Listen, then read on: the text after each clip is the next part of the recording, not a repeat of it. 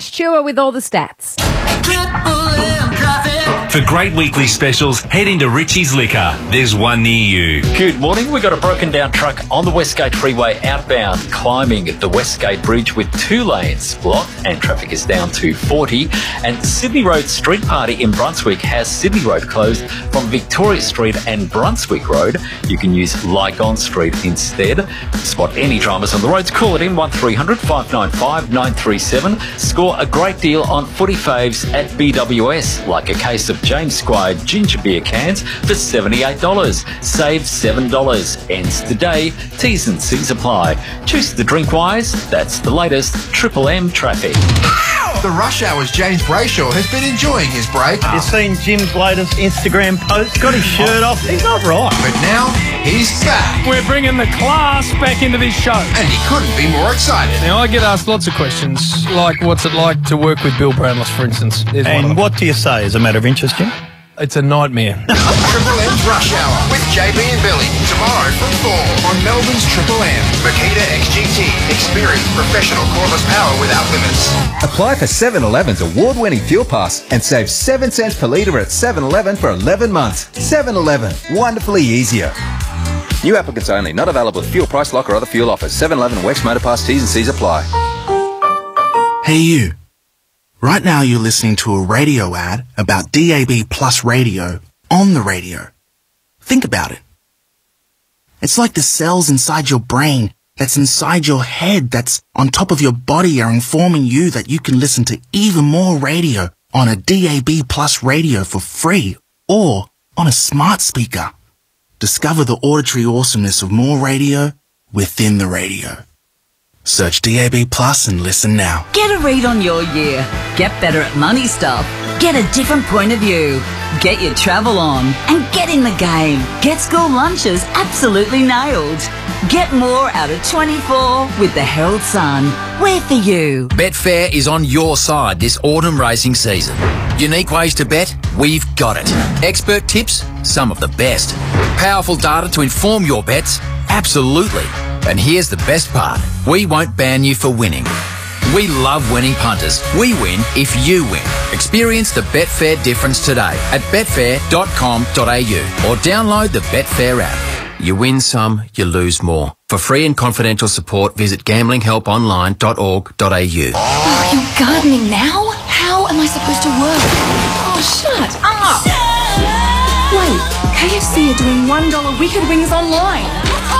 Shut up and take my money. Not everywhere and not forever. Pick up only 1 order a day, max 15 per peeps. When your equipment is your livelihood, there's no time for breakdowns. Get Brandt certified protection and make sure it's ready to go. Book your pre or post season harvest, haying or tractor inspection starting from just $249. Visit brandt.ca/au.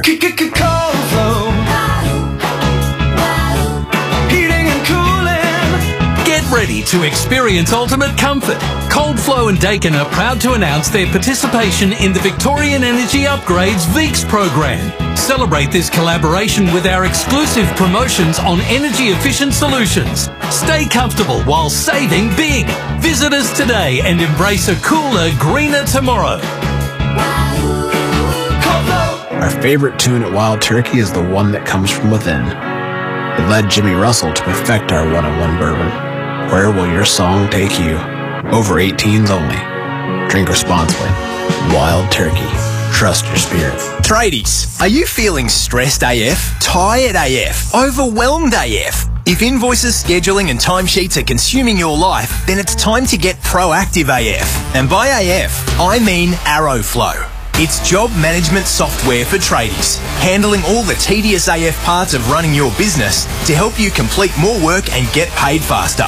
It's time to get successful AF with Arrowflow. Head to aroflo.com for a great AF deal. Ends March 31.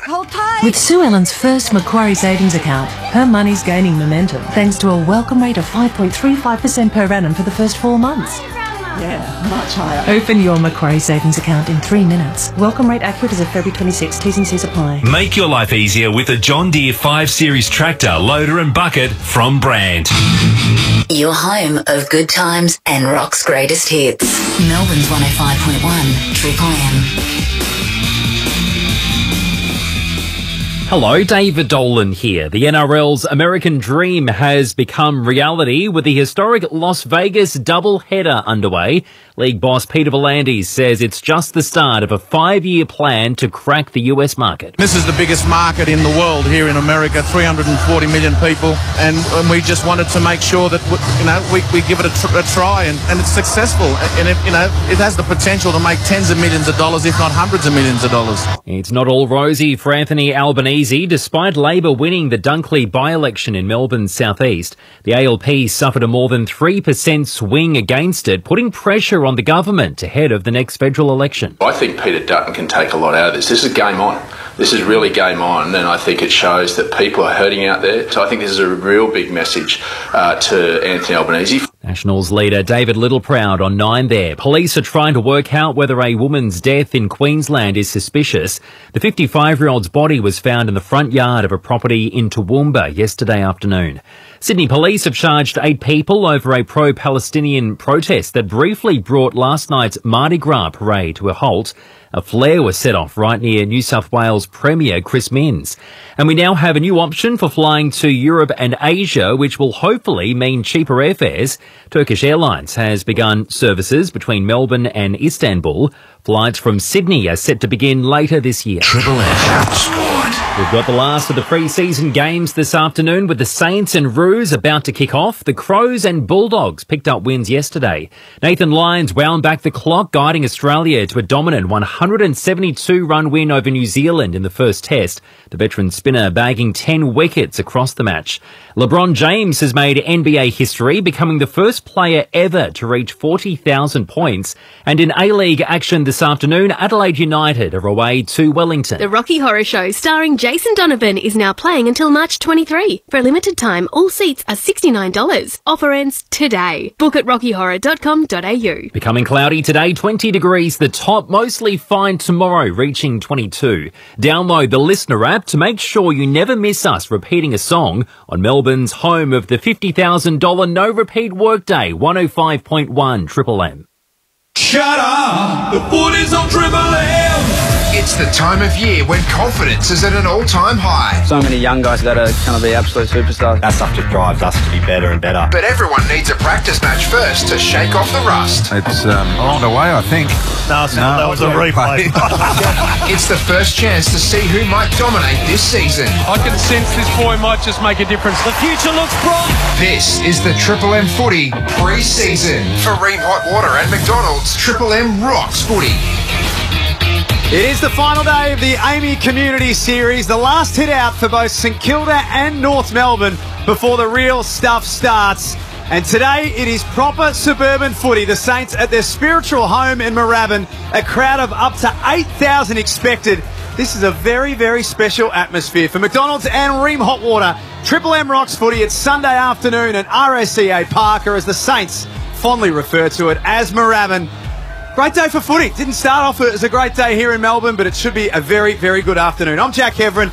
We've got the team all assembled. We start, of course, with the 3-time premiership star, Chris Johnson, who has just cut his way through the 8,000 and found his way up to the box. Jono, good to see you. Yeah, Jack, nice to be here. I tell you what, this crowd is building, and there's still people lining up outside to get in here, and there's a lot of cars fighting for car parks and everything in the streets, so everyone's actually come out, and there's a fair few North Melbourne supporters as well have made their way out here. But really, I love this. I love coming back to these traditional local grounds and having a look and hearing the talk of in the line coming in. They were talking about when we were here last time we used to stand on Dad's esky. So back in the days when you used to be able to bring eskies in. So it's great for football, and normally some of these families wouldn't normally get to an AFL game, and they get to come here and watch this game today, so it's great. This is Triple M Footy Prime Time, about 5 minutes away from the bounce of the ball. A little swirly, a little windy. We'll get down to the boundary very, very shortly, but Will Ralston calling all the action this afternoon. You can pretty much hear him 7 days a week on Triple M. Breakfast, Dead Set Legends, footy.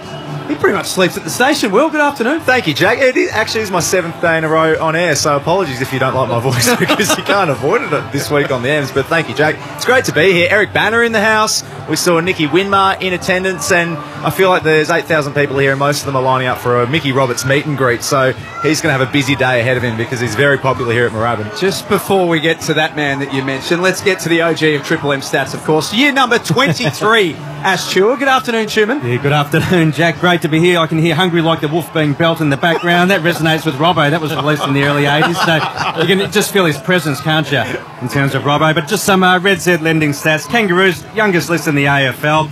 And some positives if you look at the back half of last season, from rounds 12 to 24, the average losing margin was just over 4 goals per game, opposed to 42 in the front half. And just some youngsters, Georgie Wardlaw, he's still only 19. Last season, he only played the 8 games, but he averaged the most number of tackles and pressure acts of any North player, 5th for clearances. Just flicking over to the Saints, we'll look out for Liam Henry, picked 9 in the 2019 National Draft. In his last 10 matches of last season, he racked up 24 disposals per game and 3rd at the club for metres gained at 350 per match. And this is my favourite stat, Jack, Mickey Roberts. Back in 81, he averaged 22 disposals and just under 1.5 goals per game at this very venue at Moorabbin. Wow. Of course, he represented a big V back in 81. How many phone numbers that year as well? Well, still counting 43 years later, Jack, for Red Z. Well, normally we would sort of get the thoughts of Chris Johnson and dive into the game, but we cannot keep this man waiting any longer, of course. I speak, of course, of Michael Roberts, who has a spring in his step because this was his turf and after-match was his domain. I've never seen a happier individual. Robbo, good afternoon. It's taken me 2 hours to get into the ground. No, I love Moorabbin. Didn't we love this joint? It was unbelievable. Pristine conditions, usually pretty boggy when we played in the 80s, because Jeff Saru was only about 6'3", so we knew he was going to smack hands and the ball would just lob in the middle into the muddy, wet turf, and that was our game plan. See ball, get ball, but pristine and nice little south-southwest going. Chrissy Johnson said that there was hundreds coming into this place. You couldn't get a car park. It is suburban footy, it's tribal, and so many familiar faces. Seriously, they've always been here. Don't worry about a St Kilda supporter. They will turn up, and they stand in exactly the same spot as they did in the 80s and 90s. So, and a few familiar faces, 2 old players, old St Kilda players around. They've decided to come together, and I reckon the aftermath might come back and stand under that disco ball later on in the social club, that's for sure. I think we've got a few stories to come for the rest of the afternoon, Robbo, so just get story time ready to go. Hey, Jono, let's have a look at the Saints first and foremost. Went to an elimination final last year. Have bolstered their list a little bit. Liam Henry is probably the main one that Two-Man was talking about. What should their expectations be for this year? Look, they started very well last year, didn't they? They really got to the bye and played some really great football. I think they need to capitalise on that. They need to come through and actually deliver that again for the first half of the season, but then after that, be able to keep going. They were up and down at various different times, but I feel at the moment with some of their inclusions, obviously, you've got some of these younger boys in, Lance Collard, and who Two-Man spoke about as well, is these young boys that are coming through, they're adding a little bit more speed to this team. You know, Henry as well coming in, that's really a lot of speed into this Saints team. We had Brad Hill, really running and carrying the ball quite a bit as well. So now they've added a few more other Indigenous players into this group, and they should be able to run and carry this football. Obviously, Mason Wood last year was really in season best form. He comes up against his old team today. He was outstanding and dropped away in the second half of the year, and probably when he had his bad times, I guess when he wasn't firing as well, that's when St Kilda sort of dropped. So I guess him at the moment as well, to be able to put a consistent season right across this season will be very, very handy for the Saints. So Collard, Wilson, Schoenmaker and Garcia are the draftees that are going to appear in Saints colours today, Jono. But on the North Melbourne side of things, we get to see the first of Zane Duursma, Colby McKercher, Riley Hardman. So there's some young and very exciting faces that are going to line up for them today. Is there someone in particular you've got your eye on from North? There is. He's come over from the Richmond Football Club, number 28. Biggie Newen gets his opportunity today. Didn't get many opportunities at Richmond, but now they've picked him up in the draft and brought him across. So I'm interested to see where they're going to play him up for. He's been very, very good down back for the last couple of years for the Richmond VFL side, so now he gets his chance at AFL level. And as you said, some of those young fellas that are coming into this football side have been just another inclusion look, they've got a lot of youth in this side. I was lucky enough to watch Richmond and North Melbourne playing the VFL yesterday, and it was quite obvious that North Melbourne want to run and speed and carry off that half-back line. They want to give the handball and they want to play on as much as they possibly can. They want to change direction, and as soon as they change direction, bring it in the corridor, they want to go. They don't want to keep going right out to the wing. They want to come in the corridor, and they were very, very slick yesterday. So I reckon today we're going to see a similar thing, and I couldn't agree more with you with Wardlaw. Like, he was outstanding for his minimum games of last year. He's going to really he's that hunter of the football. He's got a bit of speed about him. His ball use can probably sometimes be a little bit hackish type thing because he just exerts himself so much, but really looking forward to see how he goes in 2024. Do you see them just being super young?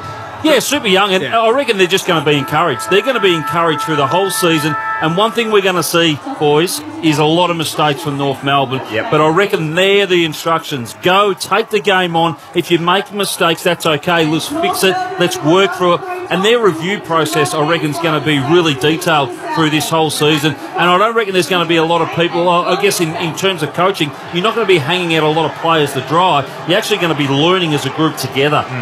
Robbo, for Bob Jane Team Arts, we've had the toss. Had the toss, and North Melbourne have won the toss. They're going to go down to the South Road end, and I reckon that's a little bit of a wind advantage, actually, the way that they've been shooting for goals. So down this left-hand side, I reckon there's a couple of goals in it. As I said, it's south-southwest. I noticed also the animal cage back in our day, they were wild. They have gathered. They have gathered together, so nothing's changed here at Moorabbin. When the ball trickles over the boundary line members' side, they will jump the fence, seriously. And the other one, too, is the red jumpers of St Kilda.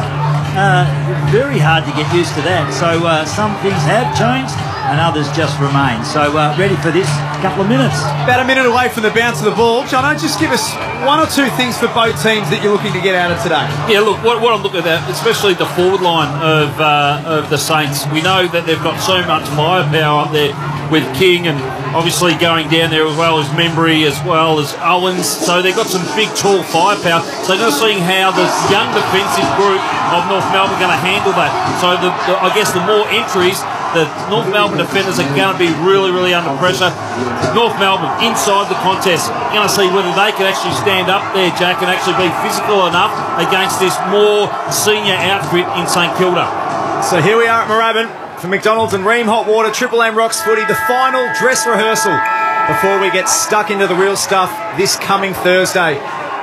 We have St Kilda and North Melbourne, and the umpire bounces it down. Marshall and Jerry go head-to-head, and it's won by North. Davies Uniacke, his kick is smothered out of the middle. Ross picks up a loose footy, finds the left foot of Mason Wood, looking for Membry on the outer side, and it's spoiled over the boundary line by the North defence, and we'll have a boundary throw-in. Just there very early, Mason Wood getting involved, but it was, I think there, the clearance really came down to St Kilda, just being stronger in the contest, and that's what North Melbourne are going to have to deal with most of the day. This crowd just continues to stream in here at RSCA Park in Moorabbin. We mentioned off the top, North Melbourne. 8,000 expected. Might be a little more than that the way things are going. Kangaroos free kick off half-back. Tristan Sherry wearing the helmet. Have a hot handball, really hot to McKercher. Now North have got to try and find their way out. It'll be a free kick for a fend-off against the Kangaroos. Hill takes the advantage. Long driving ball in the King direction. He was taken out. And it'll be a Saints free kick, 15 metres out from goal. Max King to take it, and should kick the first of the afternoon. Yeah, back-to-back free kicks there for the Saints. What North Melbourne tried to do from that, I guess that free kick that they got was try to play on straight away, which we just spoke about in the pre-game, and they just put each other under pressure. But the speed of that, the way it went inside forward 50, that's what the North Melbourne defenders are going to have to deal with today, because I feel that the Saints are going to try and get that in as quick as they possibly can. Only 28 goals from his 11 games last year. If he has a full season, Max King, the world could be his oyster. Saints are on the board first. It's taken them a little under 2 minutes. They're one straight 6. North Melbourne yet to score on the Triple M Beacon Trade score. Yeah, and I feel with Max this year, I think he's just going to take it to another level. Really happy to see him come up the ground at various different times. Yes, he's going to have to stay at home majority of the time, but he has got a bit of a tank and he can get up there. But again, that was just the clumsiness of North Melbourne in Dawson, just panicking because the ball and the ball was coming in fast and quick, and King had actually got himself in position. So it's just that panic stations that the North Melbourne defenders will have to be mindful today. So we saw Callum Dawson give away the free kick in front of goal there for North. Toby Pink is now lining up on Max King in defence. They're going to have to work out their combinations back there. North Melbourne. As North Melbourne earn a free kick, the second one for Tristan Jerry. He handles to the running Harry Sheasel. Long kick inside 50. It's all Saints. Dropped by Stocker. Really should have taken it. Bobbles around. Ends up with Hill. And that's a classy kick. Lands on the chest of Caminiti. Sorry, it's Hugo Garcia, who the Saints took with pick 50 in the most recent draft. Up to the wing. Owens takes a nice clonk in front of the fans, and they loved it. And that's where he's really good. Coming that third up, just floating across, uncontested. They're just so strong overhead. Third in last year's rising star, Mitch Owens. He's got so many assets to his game as Ross wraps up Davies Uniacke. He's dropped the footy. Good pressure from the Saints early on. It's only been 3.5 minutes, but all one-way traffic as he pulls his kick into the pocket, Seb Ross. This is the target, and the Kangaroos can start to construct from half-back. Sheasel, long ball that sits up into the breeze, commentary side. Zerha has Webster for company this afternoon. Knocked away from him, and Stocker gets up a little bit sore. As Dylan Stevens has Davies Uniacke on the wing, brings it back inboard. Good aggressive kick, and he's got Sherry. Sherry once again gives it to Sheasel, looking inside 50. Cut off briefly, it's bouncing around, no one can take advantage. Once again, Garcia is brought to ground by Callum Coleman-Jones. Will have a ball up about 40 metres out from North's goal. St Kilda lead this one 1-0-6. North yet to score. Very obvious at the moment. Handball receives for North Melbourne. They want to give it and run and carry as much as they possibly can.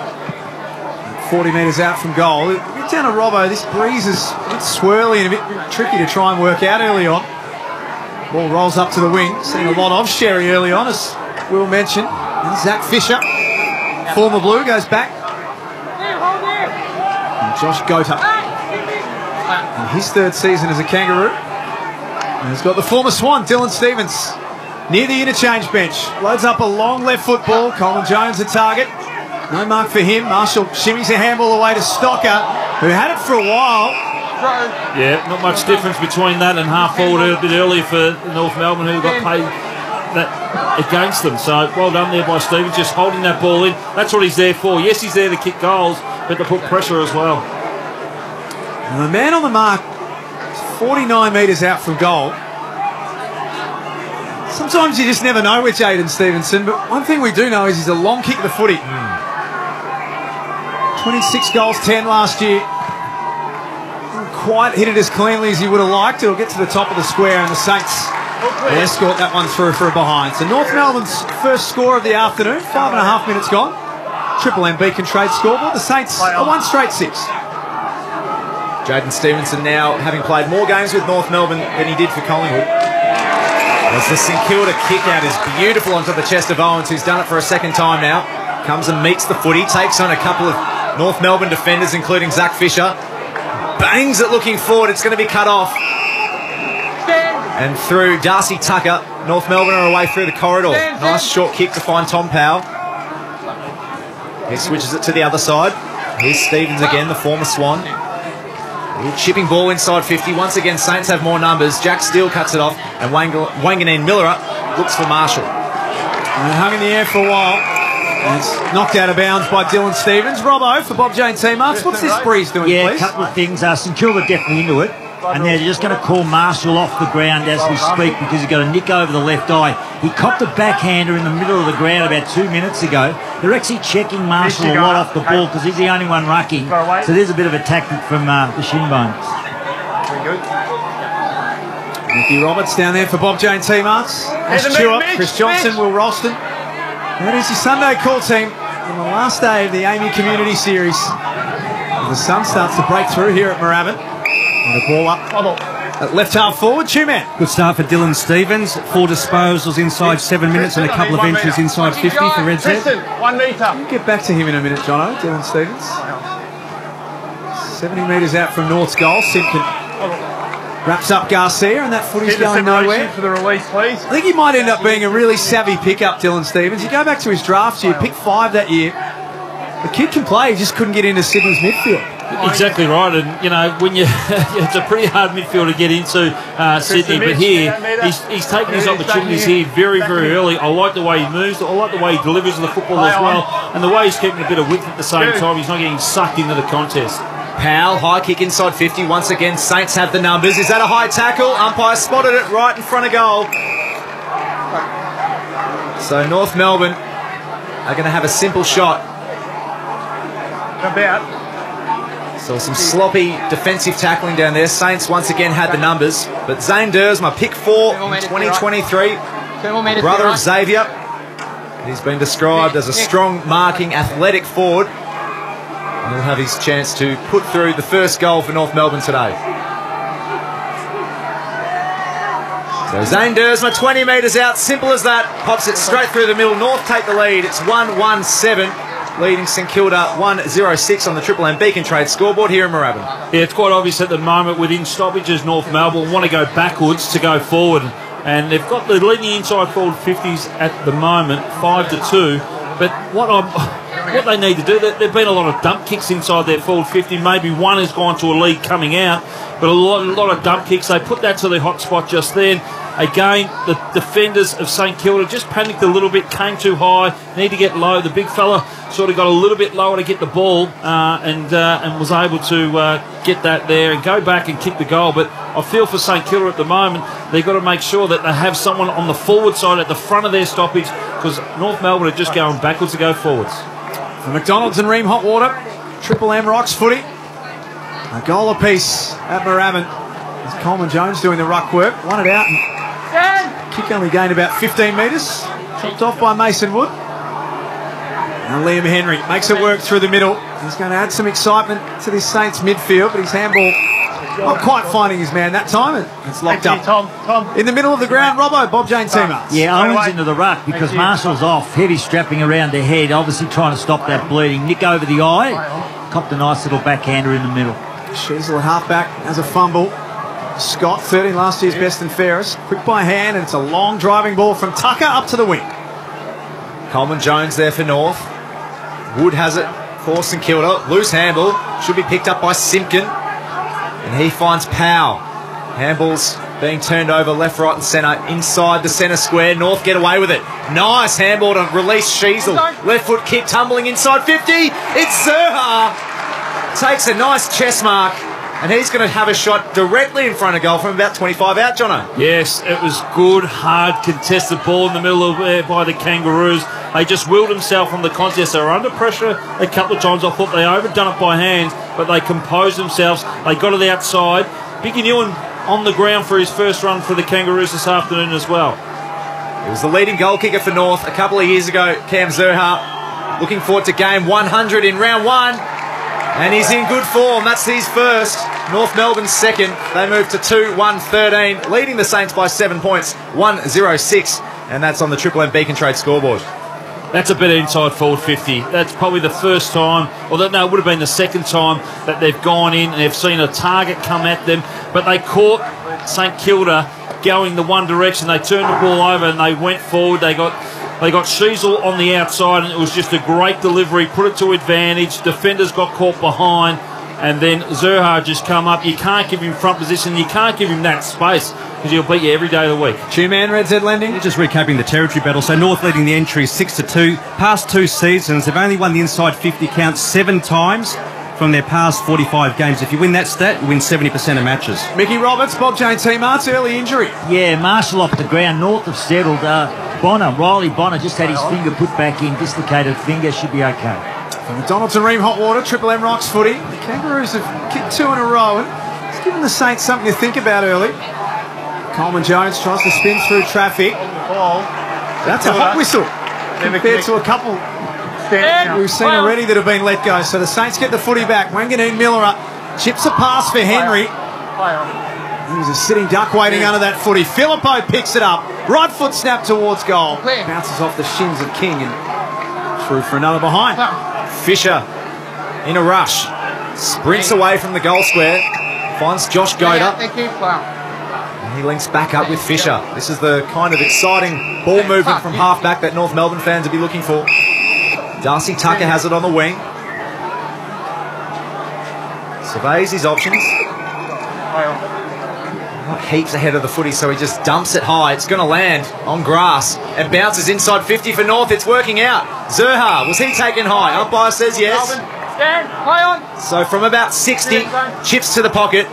Wilkie was there for the Saints. It ends up in the hands of Stocker. And now Ryan Burns dumps it outside of defensive 50, but it's coming straight back, Jack. All Kangaroos will. They've got the wall set up. Zerha tries to bomb away from 50. Kick was smothered on the way through. And Stocker calling a crisis. Has Mason Wood, and that kicks out of bounds on the full. So some on the line. Early turnovers from the Saints, Jono. There is. They're just under pressure a little bit. The last two inside forward 50s for the Kangaroos. All their forwards leading back to the goal square. Someone's got to come up to them. Fisher high and long. Too long, in fact, for Curtis. And that's easy pickings for Dougal Howard at fullback. They're getting on the outside at the moment, North Melbourne. They're winning the uncontested ball 24-5. So the Saints unable to get outside. Hill. That's an aggressive, beautiful kick to find Wanganeen Miller.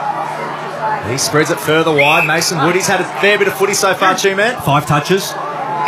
Further afield. This is Darcy Wilson, pick 18 in the most recent draft. Won the 3K time trial for St Kilda in the most recent off-season. Looking inside 50, Membry couldn't take the mark. Ends up with the footy. This is Burns. 50 metres out, tucked in on the boundary. Does well to get himself into a better position. Now it's back outside 50. Wilkie. Long kick to the top of the goal square. King's going to fly. And it ends up with Sharman. It was between two Saints. And on the second grab, Cooper Sharman takes a nice mark, and he should convert from directly in front of goal. Yeah, nice kick to the goal front. But Jack, you spoke before about the kicking efficiency at the moment. North Melbourne are leading at 76% to St Kilda, only the 53% in kicking efficiency. 16 games, 15 goals last year for Cooper Sharman, including 2 in that elimination final loss to the GWS Giants. So Sharman, he pops through a simple goal. It's goal for goal here at Moorabbin, and the Saints score level 2-1-13 apiece. St Kilda playing North Melbourne on the Triple M Beacon Trade scoreboard.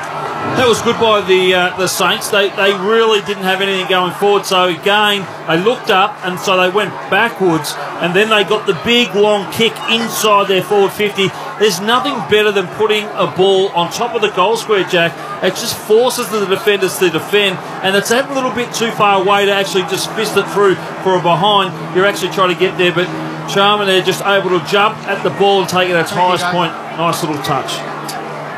Do you think they fully know what their best forward setup is yet, John? I think King's a lock, obviously. Yep. You would think that a fit Membry's a lock. For sure. So then is it a Caminiti, Sharman type as the third? Well, and then you've got Owens as well. Yeah. So you've got 3 of them there. So they've got to lock that in somehow. I reckon Owens is probably more your up forward, up the ground a little bit more. But certainly King and Membry are your stay home forwards for sure. For McDonald's and Ream Hot Water, Triple M Rocks footy. Scores level at 2-1-13 apiece. And it's what they get out of their medium sizes, Jack. That's the big key. When their talls fire, they need those medium sizes to fire as well. Here's Bonner off half-back. Was really good in their scratch match last week against Essendon. And the kick goes astray, and Zach Fisher sends it out wide. He's looked comfortable back there, hasn't he? He's just taken... He's just, where he was last year with Carlton, he's just taken up from there. Nice chain of kicks. First Dersma, then Stevens, and now the skipper Simpkin has it just outside 50. Gets back over his mark quickly. Larky got a flat tyre. He was running the footy, and then it just blew out on him before he went to take the mark. It shouldn't matter regardless. North are going to get the footy back for holding the ball, but just that little passage of play there, Jono. It was good. It was good. But what I didn't like about it, Jack, the 2 medium forwards for North Melbourne were leading back into Larky's space. We had that a few times a little earlier, that all the North Melbourne forwards want to lead back to the goal square, lead up, creates that space behind him. Larky was almost going to mark that, but yeah, it looks like much better outfit North Melbourne. And a tick over 17 minutes. And that's out of bounds on the full. So the Saints will get the footy back in the back pocket. Two-man, Red Z Lenders. Some other numbers jumping out at you early on. Yeah, top 2 ball winners for North Melbourne are their new recruits. Zach Fisher, 7 disposals at 100% efficiency by foot, and Dylan Stevens with 6. Aggressive kick from Wanganeen Miller, and it works out. This is Filippo bursting out of defence. Onto the chest of Ari Schoenmaker, a new Saint. One of 4 of their 5 draftees playing out here today. Burns chips it back to Jimmy Webster. And the hard-running Hill. Membry now, 70 metres out from the Saints' goal. He pulls the kick. A number of Saints are going to fly. Lazaro, his handball intercepted, but he mops up with a tackle. The umpire deems that that's holding the ball. Another stiff whistle down there, Jack. Stand down. Well, should we be reading into something ahead of round 1 with the way that the holding the balls have been, not just in this game, across the weekend? Are we thinking they're going to be hot on that whistle this year? Yeah, I think so. I think once you pick the ball up and you look to, you've had a chance to handball, you're going to be pinged. If you try and fend off at the same time, you're going to be pinged. All I know is we're hearing a lot of whistles in this first quarter. It's like a German nightclub. Larky kicks to the goal square. That was touched on the way through. Zerha lays a good tackle. Curtis couldn't take it with him. Now Wanganeen Miller up. Tucked away right back pocket. To first to Howard, who puts it on the boot. That'll be a free kick to Owens. Go to just panic a little and put an arm over the shot. It's the 3rd time we've seen Owens in that situation, and he's done well each time. Filippo looks like he might play more of a midfield role. His kick's smothered. Steele's there to mop it up as well to get a handball away. Saints under a lot of pressure. It's with Hill. Newen's hot on his hammer, and that kicks out of bounds on the full. North, a lot of pressure, and it's working well for them, Johnny. They're doing well. They're doing the 1%ers really, really well, and they're executing it. So some of their tackles at the moment, yeah, some players will get there and they'll tackle well, and then they think their job's done. North Melbourne at the moment are actually searching for the ball, locking that ball up. That's why they're getting a few free kicks their way. Another aggressive kick, as you told us before, Jono. North Melbourne really leaving everything on the table. Umpire spotted a holding free kick. This should be against Jerry, and it ends up with Mitch Owens right in the middle. Because Mitch Owens is having a bit of an influence in this game at the moment. Decision-making can be a little bit better, but he'll get there eventually. What's his start been like, two-man, Mitch Owens? Yeah, 6 disposals and a couple of tackles. Red Z Lending. From half-back, Schoenmaker wants to run and carry. Left foot kick, just falls short of the square. Playing from behind, got it to ground level at least. And Kangas can change direction. It's all going through Zach Fisher at the moment. And I like that, Jack, what you just called King caught behind, but able to get across and give a contest, bring it to ground level. Didn't have the support there, but the want and the will is there to bring that ball to ground level when he caught out. So the skipper, Simpkin, Luke McDonald not out there today with a hamstring injury. His kick up the wing was intercepted by Wilkie. Very good defender for the Saints. Had a wonderful year. A kick from Ari Schoenmaker, pick 62, Tasmanian key defender. Now North Melbourne have the footy. They've turned it over again, right in the middle. Another dump inside 50. Howard reads it pretty well. Brings it down, and through Wilkie, the Saints are able to rebound. Just got a fingertip on it, Dougal Howard, which was enough. And Bonner on the 45. And half-back as Liam Stocker. 23 games last year, averaged 17 disposals. A nice little diamond in the rough for Ross Lyon. That was sloppy from Sharman. Drops a chest mark. And Ewan can move it forward for North Melbourne. They want that corridor. It's been their desire in this first quarter. Sheasel under pressure. Back now after it, Lazaro. Just kept it moving forward. Now on the end of it, Dylan Stevens. 55 metres out. Vacant goal square. And it's off to the left. And out of bounds on the full. The link up from behind is quite impressive by North Melbourne. They see the ball hit the ground on their half-back or around the middle of the ground, and they all take off. There's a number of options there, and they've got that overlap consistently coming out of their half-back line. As St Kilda chip it out of defence. Robbo, is there a bit of rain? I told you that Moorabbin Ground's in a watershed, so it rains every week down here. Whether it comes up through the surface or whatever, but we're getting a little sprinkle. Meanwhile, we're back inside the Saints forward 50. Snapping shot from Sharman, was it? No, it's Owens. Mitch Owens kicks his first to cap off what's been a very good quarter for him. The Saints pull ahead, 3-1-19, leading North by a goal on the Triple M Beacon Trade scoreboard. Mitch Owens from the pocket.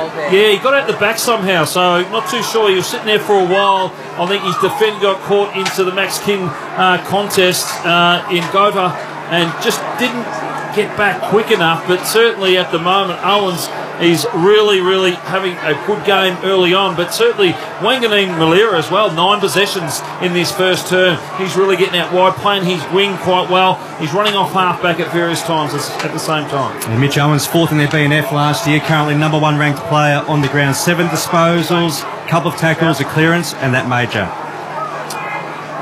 It's good signs for him.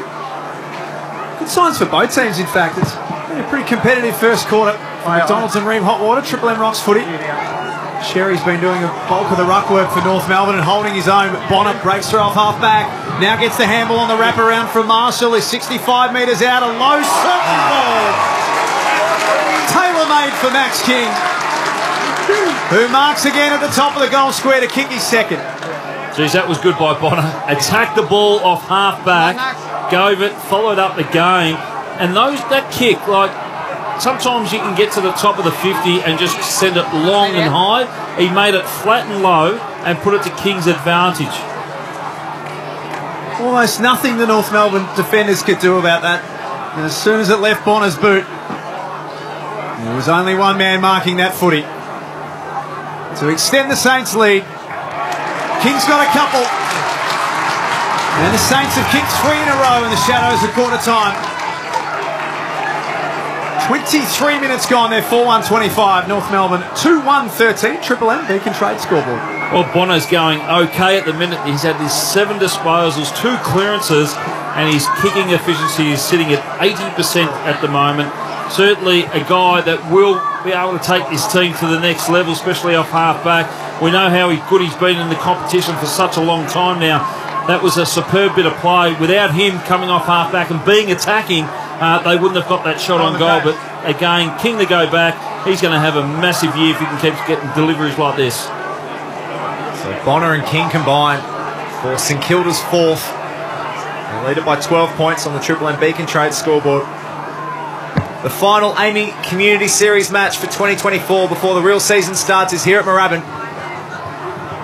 St Kilda win the clearance. Handball back to Burns. Further up the wing. Well done by Newen to bring that one down. Ends up with Henry for St Kilda. Bonner again. Finding a lot of footy, but that was a turnover. By hand, North Melbourne move it forward. Stevenson, he's got Zerha all by himself, and now there's an overlap. Coleman, Jones and Larkey are inside 50. Well done in the end by Howard to spoil that from Larkey's hands. It goes over the boundary line, so they'll have the ball in about 15 metres from their goal. Well, Larkey just stopped, didn't he? He didn't keep going. He just stopped. He thought the ball was going to get over the top. He needed to come forward, make a contest, and it could have kept it in play, and it could have had another opportunity. The drizzle is getting a little heavier here at Moorabbin. We've got another blood rule. St Kilda have won the last 4 clearances, guys, so they're getting their way in the middle of the ground at the minute. Robbo, Bob Jones, team Arts. Yeah, it's Rowan Marshall again. A decent cut above the eye, so obviously they've tried to stop the bleeding with that heavy bandage. It's just leaked through again, so the umpire's just seen it and just pinched him, but they'll wrap that up again. We'll probably have stitches at half time. After all that, thrown back in. Robbo didn't sort of stitches, just a day in the life of Mickey Roberts back in the day, wasn't it really? He's out of bounds once more. Go on, pitch. What a beautiful afternoon it is for footy. Maybe not so much weather-wise, but just the atmosphere, the feel around this ground. There's a little bit of stand and seating, but the rest is all hill, all the way around the ground, and there's families and food trucks and a bar underneath us, which, Jono, I think it would be rude if we didn't have a look at some stage after the game. It's just a nice afternoon for footy. As Burns puts that one out of bounds on the full bit. North Melbourne ball, about 55 out from their goal. So you want to see some craft work here by the North Melbourne big forwards here. Keep on the move. You want to make sure this isn't a long point. It's Tucker given the duties. Top of the goal square. Well marked by Stocker. Back to the 9. Once again, more Saints players flying to the footy as Coleman Jones gives away a silly free kick. In fact, a 50-metre penalty for not coming back to the 9. So So Stocker just marches it out of 50. Well, Stocker took the contested mark. It was against Curtis. Curtis just didn't watch the ball. He sort of flicked around and tried to watch his big players come into it, and then Stocker was able to come across and take that good contested mark. Philippo and Burns combined. Further afield now, this is Darcy Wilson. Hoping to make his debut in round 1. Play on. When the Saints head down to Geelong. Wilson, Sherry's underneath it, nearly took it. Owens had a very good quarter. Handball back to Henry. Crafty kick to the top of goal. Should be spoiled through, and it is by Fisher. It's just a minor score for the Saints. Good work there by Henry. I think that's a good sign. He could have easily, his eyes could have lit up and just blazed away, but he tried to play. He played the team rule, top of the goal square by the looks of things at the moment for Saints. If you're not in a certain position to have a shot on goal, put it at the top of the square. Not far away from quarter time. Bailey Scott. They just look wide. So big in Ewan. Spent the best part of 4 years on Richmond's list, but could never find a way into the senior team with the exception of one game. And he's just one of those picks, Jono. You've seen a bit of him. You just never know. He might start to work it all out. Yeah, I think so. I think it was just that the Richmond defence were just so in place at that time. They're talls. They didn't have opportunities for him, and I think here, I reckon he's done well in terms of looking at other opportunities to go elsewhere, and I think he'll get his opportunities here at North, and he'll fit in quite well. It's cost them virtually nothing, and obviously the departure of Ben Mackay in the off-season is going to open up some spots in the back half of North Melbourne's setup. A spin from Powell. Quick little shimmy. Curtis had his kick smothered. Nice work from Bonnet. Simpson gave a fend off, and then got absolutely levelled by Jimmy Webster. Jai Simpkin is down. Webster came flying in late. And the St Kilda players come in to remonstrate. Hey, don't go in, don't get involved. I've got to be honest, in modern day footy you don't see a lot of that. No, that was quite heavy, and Jai Simpkin head almost stepped right back to his back, almost. So it's not.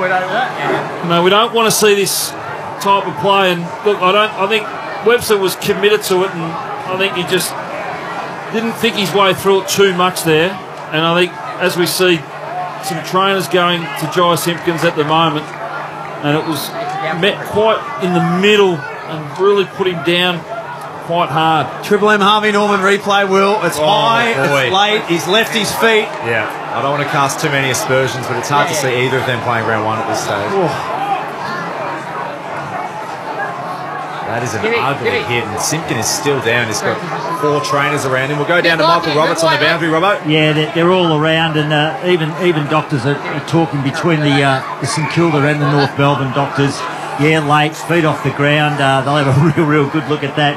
Simpkin actually fended off Hill and got him in the face, and I reckon Webster reacted to that, but because of that, it's going to cost him big time. So Simpkin's still out on the boundary line in the non-playing area with doctors surrounding him. There's movement, like he's up and about, but they've just remained on the ground, just getting himself to his feet now. He'll get up, but I reckon that's the end of story for the day for him. I think you're right, Robbo, and he has had 3 concussions, has missed games through 3 concussions already in his career, and look, we love the way he goes about it. And look, he's been the positive thing here, guys, if you're listening on the radio, driving around Melbourne or wherever you are around the country. Jai Simpkin is walking off unattended at the moment, so he's not groggy or anything like that, so that's a great sign for him. That's actually quite stunning to see that, because the game's changed so much, Will, and there's been so much talk. Even the Sam Powell-Pepper incident last week. For Jimmy Webster to do that, that's a brain fake. Yeah, he pulled out it looked like he was coming in for the shepherd, the smother, and as Simpkin kicked the ball, he literally left the ground, and that's where he got himself in trouble. In the meantime, the ball went inside North Melbourne's forward 50 and a goal was scored, and so we've completely missed what's happened there. Who kicked it, Will? Stevenson. Jaden Stevenson gets his first of the day, because we're back in the middle. He's picked up the crumb while everyone was fighting. Wow. So the last thing I was looking at was the footy. So we're back in the middle. and North are going to win another clearance. Snapped inside 50s. There was Suvlaki that was trying to take that one on his chest. The goal kicker, Stevenson. Handball to Davies Uniacke on the edge of the 50. Back to Wardlaw. But now the Saints have it. Well done by Fisher. He's had a very productive quarter for North. Chopped that ball off, and he's going to pick up another disposal for him. That handball is wide, looking for Davies Uniacke. And so spinning around back into the corridor. Very nice mark in the end by Caminiti. Looks inside 50 and finds Membry. So a nice link-up play to bring it from the back flank inside forward 50, and Membry's going to have a shot about 50 metres out directly in front. Not more Biggie Nguyen could do about that. It was a tick lead back at the kicker. Biggie was almost going back, it was going to go long, and then Membry just came straight back at King at the kicker, and beautiful touch, good chemistry between the both of them. It's Garcia with a nice kick to support Membry's lead. How good is it to see Tim Membry back on an AFL field? We were worried about him when he pulled out of that elimination final last year. But now, after the quarter-time siren, he lines up, strikes it really nicely. The goal umpire barely has to move, but it's been touched, has it? No! The goal umpire likes it. Tim Membry nails his first, and it's St Kilda's fifth. 5-2-32 at quarter-time, leading North Melbourne 3-1-19 on the Triple M Beacon Trade scoreboard. We're here at Moorabbin. St Kilda playing North Melbourne in the final practice match for 2024. McDonald's and Ream Hot Water, Triple M, Rocks Footy.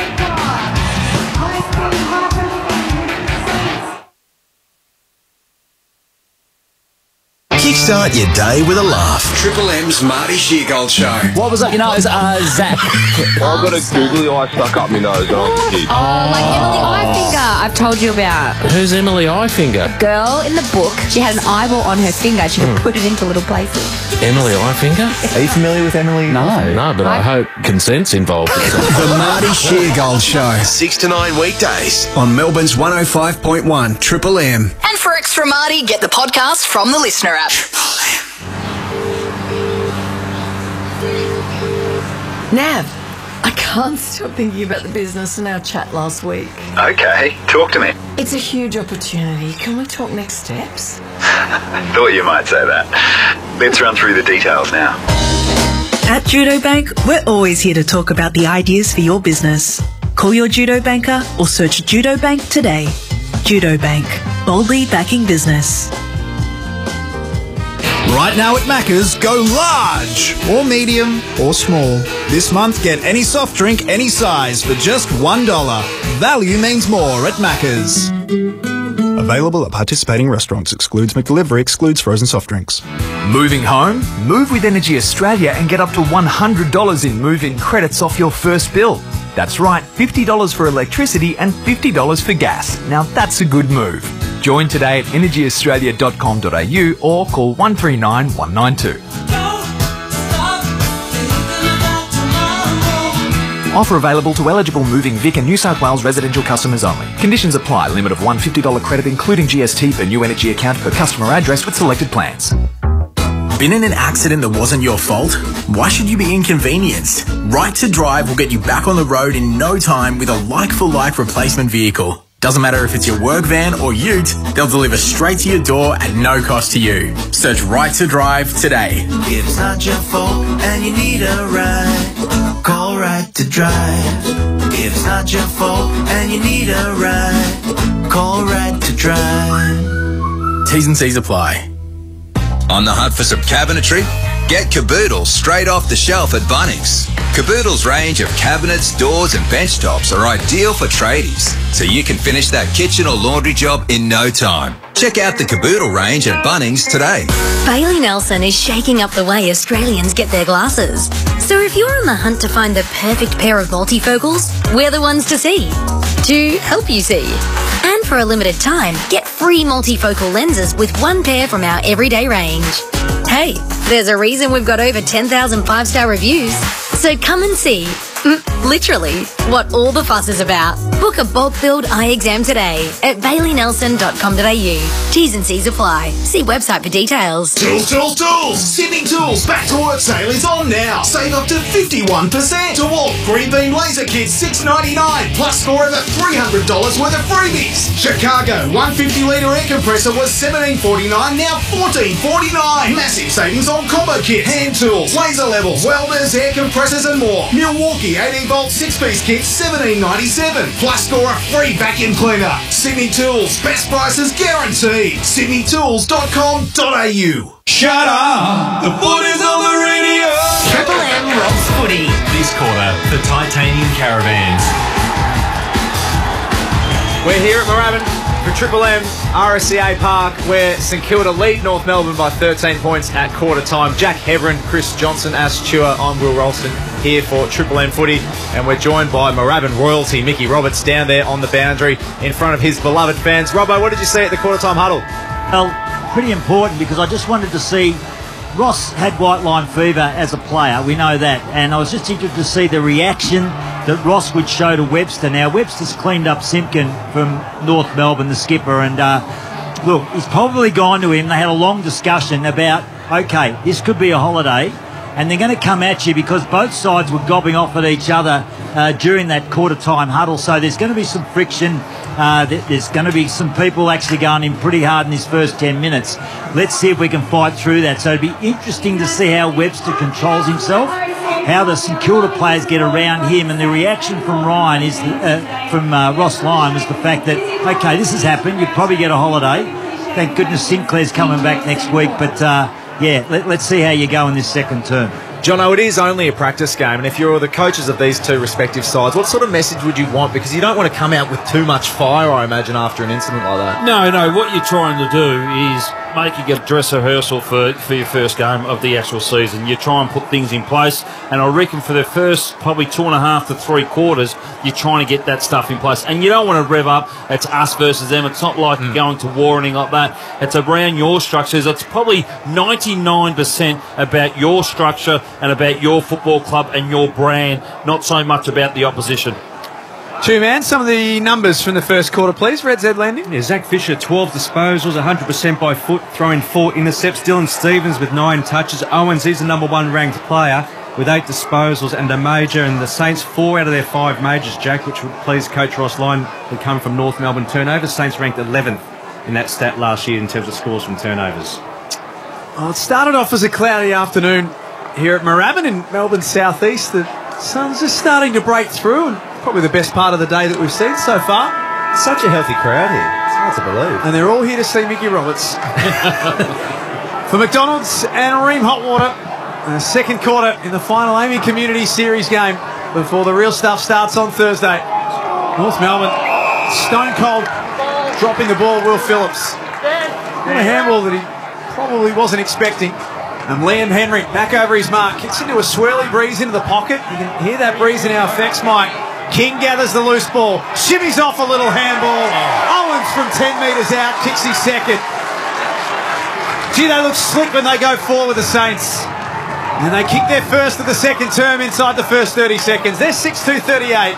North Melbourne 3-1-19. Triple M Titanium Caravan scoreboard. And what that comes down to is a quick forward entry from a free kick, and then it was just an experienced forward line against an inexperienced defence that hasn't played a lot of football together. They'll get better at that, North Melbourne. They'll find ways to actually stop that ball and kill that ball. There was a slick little handball that just missed its target, then it came through, and then King was able to pounce on it.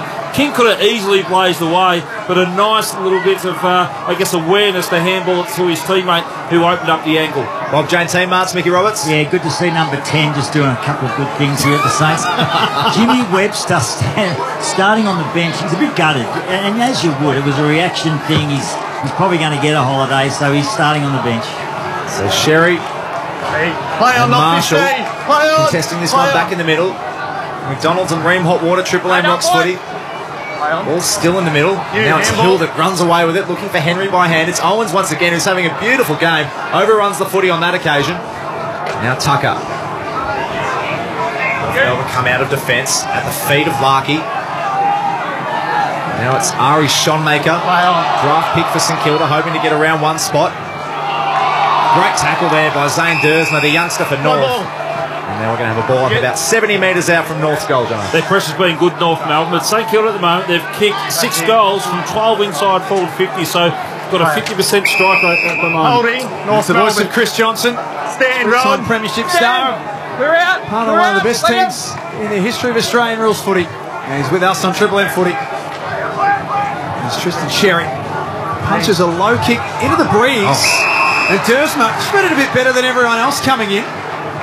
He marks 35 out, almost a 45-degree angle. Kangaroo's kicking into a bit of a breeze now. There we go. The ball's holding up quite a bit right of your dial. And Dersma, yeah, you're right, Jack. He just read it better than everyone else. Got out in front of it in the contest that was all coming out. There was a group of players all coming out. He got in front of that. It dropped short. He jumped and took us at the highest point. We've seen that a couple of times today from both teams taking the ball at the highest point. We'll mention pick number 4 in last year's draft is the compensation pick they received for Ben Mackay.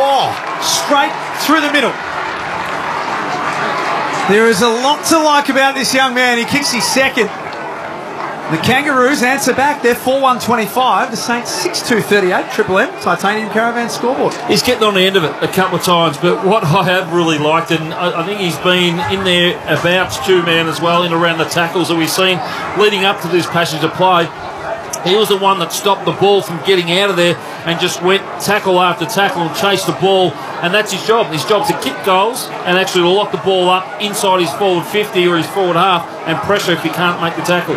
Confidence boosting goal for Zane Dersma. He kicks his second. Pick 4 from the most recent draft. Colby McKercher, of course, pick 2. They're both out there today for North. Part of the exciting young brigade that we're hoping to see move North Melbourne further up the ladder in the coming years. We're back in the middle. McDonald's and Ream Hot Water, Triple M Rocks footy. It's going to be the Saints that move this one forward. Deep kick looking for King. Well read in the end. While Callan Dawson, pick 2 from the 2022 mid-season draft. But now North have got themselves into a pickle. A series of handballs that go over the boundary line about 30 metres out. And that was instinctive straight away, North Melbourne. They didn't want to slow the ball down. Their runners come past and they just tried to link up from hands straight away. So it clearly is an instruction from the coaches is that's the way they want to play this year, is play it on quickly. Jimmy Webster back onto the ground. Higgins tucked away in the pocket. Got it over his shoulder. And in this swirly breeze, you never know. He wasn't that far away with the snap. The Saints 6-3. North Melbourne 4-1. Triple M Titanium Caravan scoreboard. He's kicked a goal of the year before, Jack. That would have come close if it was the regular season. That was a mighty effort. North Melbourne coming out of defence. In the hands of the talented Luke Davies-Uniacke. And by hand, as Jono has said, they're moving it quickly. North Melbourne have it with the hands of Cameron Zerha. On the edge of the centre square, just bangs it to the top. They've got 3 Kangaroos down there. Dersma was in front. Did he take it? Umpire says play on. Gee, Dersma would have had a look at his third, Jack. There's one thing about having a game plan, but then again, executing it. And that's what North Melbourne done, all the way from full back. Executed it and got it inside their forward 50. Triple M Harvey Norman replay. I didn't think he was far away there, Zane Dersma. Advantage. There's a bit of a scuffle going on. Hard tackle laid. The Saints are going to play on all the same. There's some feeling here this afternoon. Callan Dawson basically fell into that and marked it with half his face and half his hands, and then he turns it over. He's a bit dizzy. Saints 75 out from goal. Higgins and Henry inside 50. Henry gave a nudge. He doesn't get it to sit. And the Kangas force it through for a rush behind. Certainly the conditions at the moment are playing a bit of factor in the foot skills. Very, very blowy, windy, swirly down there, Robbo. Real advantage for the Saints, that's for sure, in the second term. And Stocker off because Webster's come back onto the ground. He's gone into the room, Stocker, with the doctor. Copped a nasty knock on the hip, so they might have to juice that. Tucker takes on Wood. Runs over in front of the interchange gates. And so it's St Kilda 6-4-40 leading North 4-1-25 here in the second term. Yeah, Jono, North Melbourne's ball movement from their D50 to their inside 50. 10 chains from their defensive 50. They put it inside 5 times, going at 50%. The AFL average is only 21. Wow. Goal kickers so far today, 2 apiece to Owens and King for the Saints. Well, Zane Dersma, the number 4 pick from 2023, has 2 for North. I think the only downfall for North Melbourne at the moment, in terms of, obviously they're a little bit behind on the scoreboard, but I think what supporters are seeing they're going to be pretty happy about. They're getting beaten in the centre clearances 8-2 in St Kilda's favour. Tucker with the tumbling kick up the wing. Sharman takes a nice defensive mark in front of Jaden Stevenson. Takes his kick in front of the Danny Frawley Centre here at RSEA Park in Moorabbin. Owens gets himself in a good position. Ball falls over the back. McKercher tries to get on the end of it. And then a rugby scrum piles over the boundary line once again. I guess at least from a North Melbourne point of view, Chris Johnson, regardless win, lose or draw today, but it's about just seeing a brand. They didn't really have a brand last year, did they? They were just playing. It's some positive signs there. And I said it earlier, Jack, when that last point that they rushed through is they took it from full back all the way up to full forward, and St Kilda couldn't touch the ball, and they were executing their skills at speed. Mason Wood slips the tackle. Now Bonner next to the interchange bench, about 75 around for the Saints goal. Terrific mark by Henry. He used his body, a couple of bites, and then it hugs it onto the chest. And he lays it off by hand. Bonner on the follow-up. Long, searching left football into the breeze. That's gone the best part of 55 metres. Riley Bonner unloads. And a couple of the Saints' new recruits combine. 7-4-46, plays 4-1-25. 8.5 minutes gone. Triple M Titanium Caravan scoreboard. Well, 10 touches, 1 goal to Bonner. We know what he's done. He's done this for a long, long time. He's just faded around the back, outside 50, and ping goals from there. And again, just poor awareness by the Kangaroos. Inexperience, knowing what your opposition is really, really good at. He's been doing it for a long time. But the measure of him to be able to just pull the trigger outside 50 was sensational to watch. Right in front of us, we're on a great angle. That was a great bit of play. Bob Jane T-Marts, Mickey Roberts. Yeah, Jimmy Webster, we know, has been recorded. So he went on the ground and came straight back off with the blood ruler, a nick behind the left ear. So they've patched that up. But I reckon every time he runs on the ground, he's going to cop. McDonald's and Ream Hot Water back in the middle. Saints now lead by 21 points. Looks like they're going to get away once again through Ross. Looking for King. Newen does well with a bit of body positioning. Running back is Josh Goda for North. And it's young Lance Collard who sees it over the boundary line. Pick 28 from the most recent draft. A lively small forward from WA lining up for the Saints today. It's good they're getting a look at some of their youngsters. St Kilda, year 2 of version 2 of Ross Lyon leading this group. And Henry taken the boundary line and caught holding it. Straight back to him. They seem now, Jono, St Kilda, to very much have the structure that they want with their assistant coaches and their recruiting, and they've signed them all for long term. So they've kind of laid the platform now, haven't they? Well, they've got to make sure, and they needed to do that. Now what they've got to make sure is they've got to put some, some scores on the board now. They've got to go deep in the finals now, and they've got to be consistent throughout the whole season. They can't fluctuate up and down in their performances now, because now they've actually got their coaching staff right, and even they've added a lot more speed and a lot more confidence within their team as well. What a great kick-off half-back from McKercher. The turnover in the hands of Mitch Owens. Bonner for his second. This time from 45 out, misses. The overlap run of the Saints has been good to watch. They're 7-5, North 4-1. 11 minutes gone. Triple M Titanium Caravan scoreboard. So they stayed with them for a little while in that first term, but now they've just been able to get away, St Kilda. So it's going to show a little bit more character by the Kangaroos at the moment to get themselves back in this game. You see Sheasel's kick intercepted by Wilkie. All-Australian fullback last season. He reads that so well. And now Marshall has it on the edge of the 50. And it looks like he's lining up for a goal. Jono, Riley Bonner let go from Port Adelaide, 93 games there. Early days, but it looks like he'll be a real asset for this side in 2024. He's going to be. He should play all season, and he's going to slot in that half-back flank nice and easy. And he's been able to run and carry. And he's been able to have, 2 shots on goal now. So he's going to be a dangerous, great pick-up for him. There's Rowan Marshall. A lot of strapping around his head. He's had to come off twice with the blood rule. That's a beautiful roost. Rowan Marshall, 55 out, almost straight in front, goes bang. And St Kilda starting to pull away. Through Marshall, they've kicked 8-5-53, leading North 4-1-25 here in Moorabbin. We've gone about 12 minutes in the second term on the Triple M Titanium Caravan scoreboard. Well, Marshall's just standing all unopposed on top of the 50-metre line there, so they've got to roll up. The forwards of North Melbourne have got to roll up, and that's where Bonner's getting his shots because they're not rolling up enough and they're not being accountable enough. For that, there was an easy kick inside to Marshall, uncontested. And geez, it didn't even look like there was no effort in that kick. It just went so deep. It went past the fence and almost hit mid-high of the net behind the goal. So he really connected well. Two-man Red Z Lending. What's this second quarter telling us? Second quarter, Saints have really increased their efficiency in all areas. 75% by foot, as Jono said, halfway in the first, they're tracking at 53. And they've had 6 scoring shots from the 7 entries in this second term. 3 goals, 3. It's getting slightly concerning for North for all of the good things that they've done. Saints are starting to put their dominance on the scoreboard for McDonald's and Ream Hot Water. Triple M Rocks footy. They stream forward in numbers again. Wangan and Miller are off half back.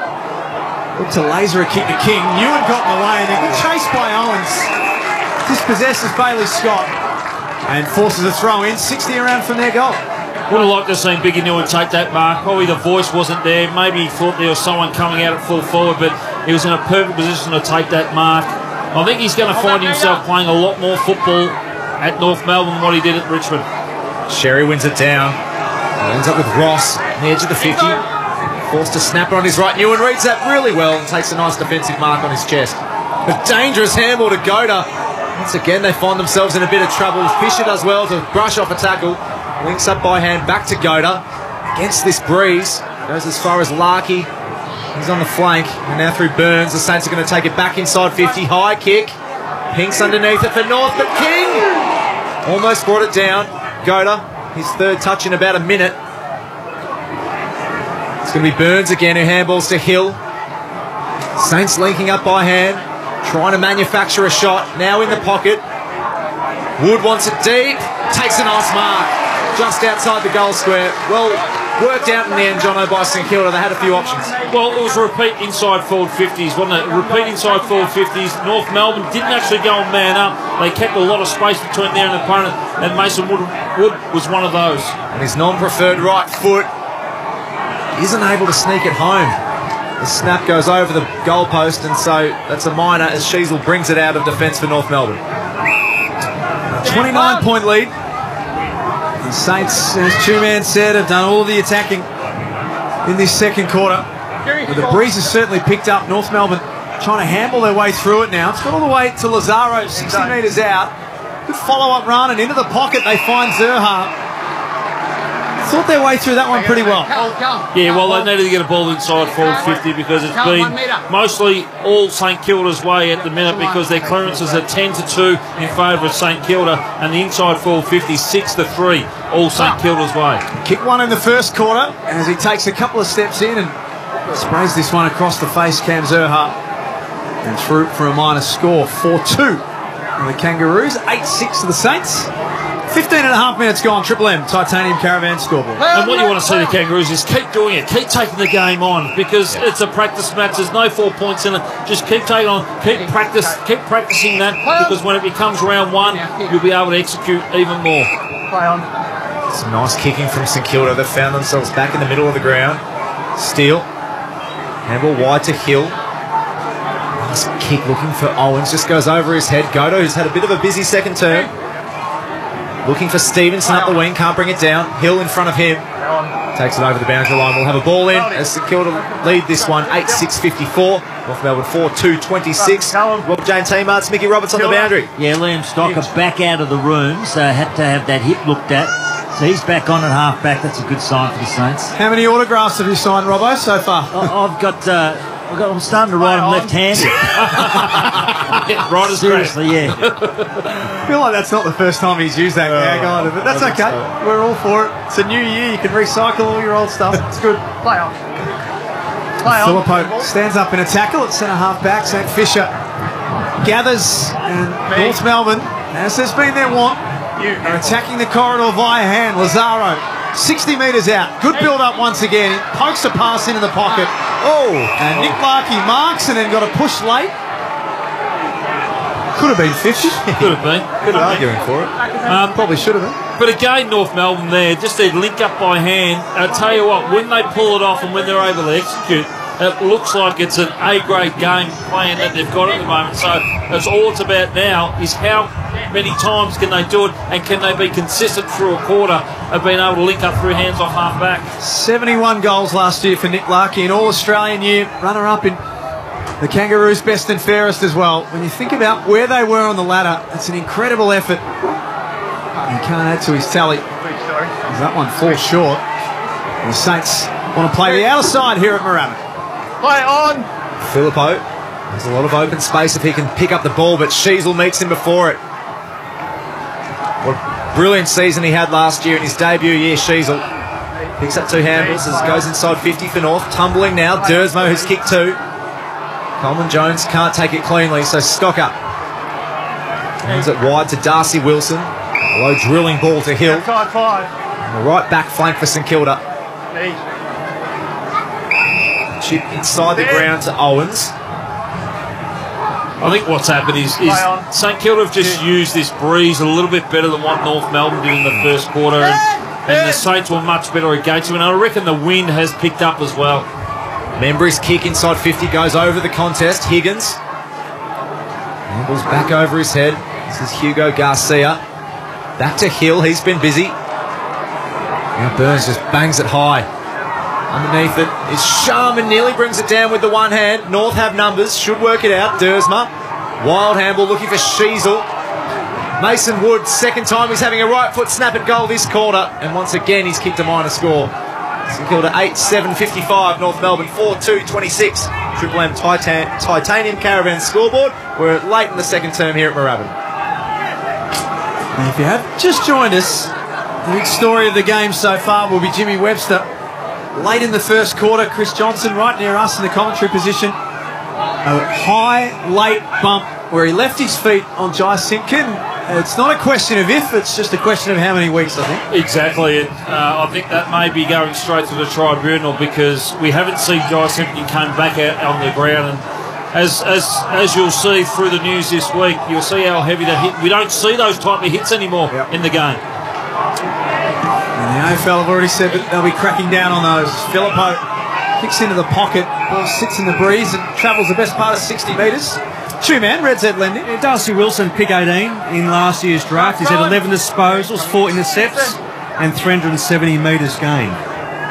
Once again, Jono, we saw Colby McKercher with a really aggressive kick into the corridor there. Do you think now is the time to start taking some silly risks, even if they're not working? I think they would rather this game go down by a bigger margin than a small margin, not try anything. I think they've got to keep trying stuff. And I think there's no doubt the kick was on. It was just the execution that didn't come off for him. So, you know, and especially in these conditions, you probably need to totally put a couple of them in the kickback and not use them again, but certainly not to bring them in when there's, you know, 1 or 2 players only in there against 5 or 6 opposition.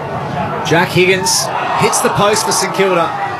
Was the beneficiary of a free kick inside 50. The leading goal scorer for St Kilda last year isn't able to score his first major. 56 plays 26. And 20 minutes gone in the second term. They've peppered away the Saints. Kicking with this breeze in the second quarter. 3 goals. 3 goals, 6 they've kicked in the term. And a lot of them from close range too. Handball partially smothered from Dylan Stevens. Then we'll go back and find it. And Membry picks it up. Right half forward for the Saints. Tackled by a couple of Kangaroos. Well, in the first term, St Kilda was certainly behind in their kicking efficiency, but they've lifted it now. They're sitting at 73.1%, and North Melbourne have really dropped down now to below 50. There's Jack Steele. Shimmies a little handball to Burns.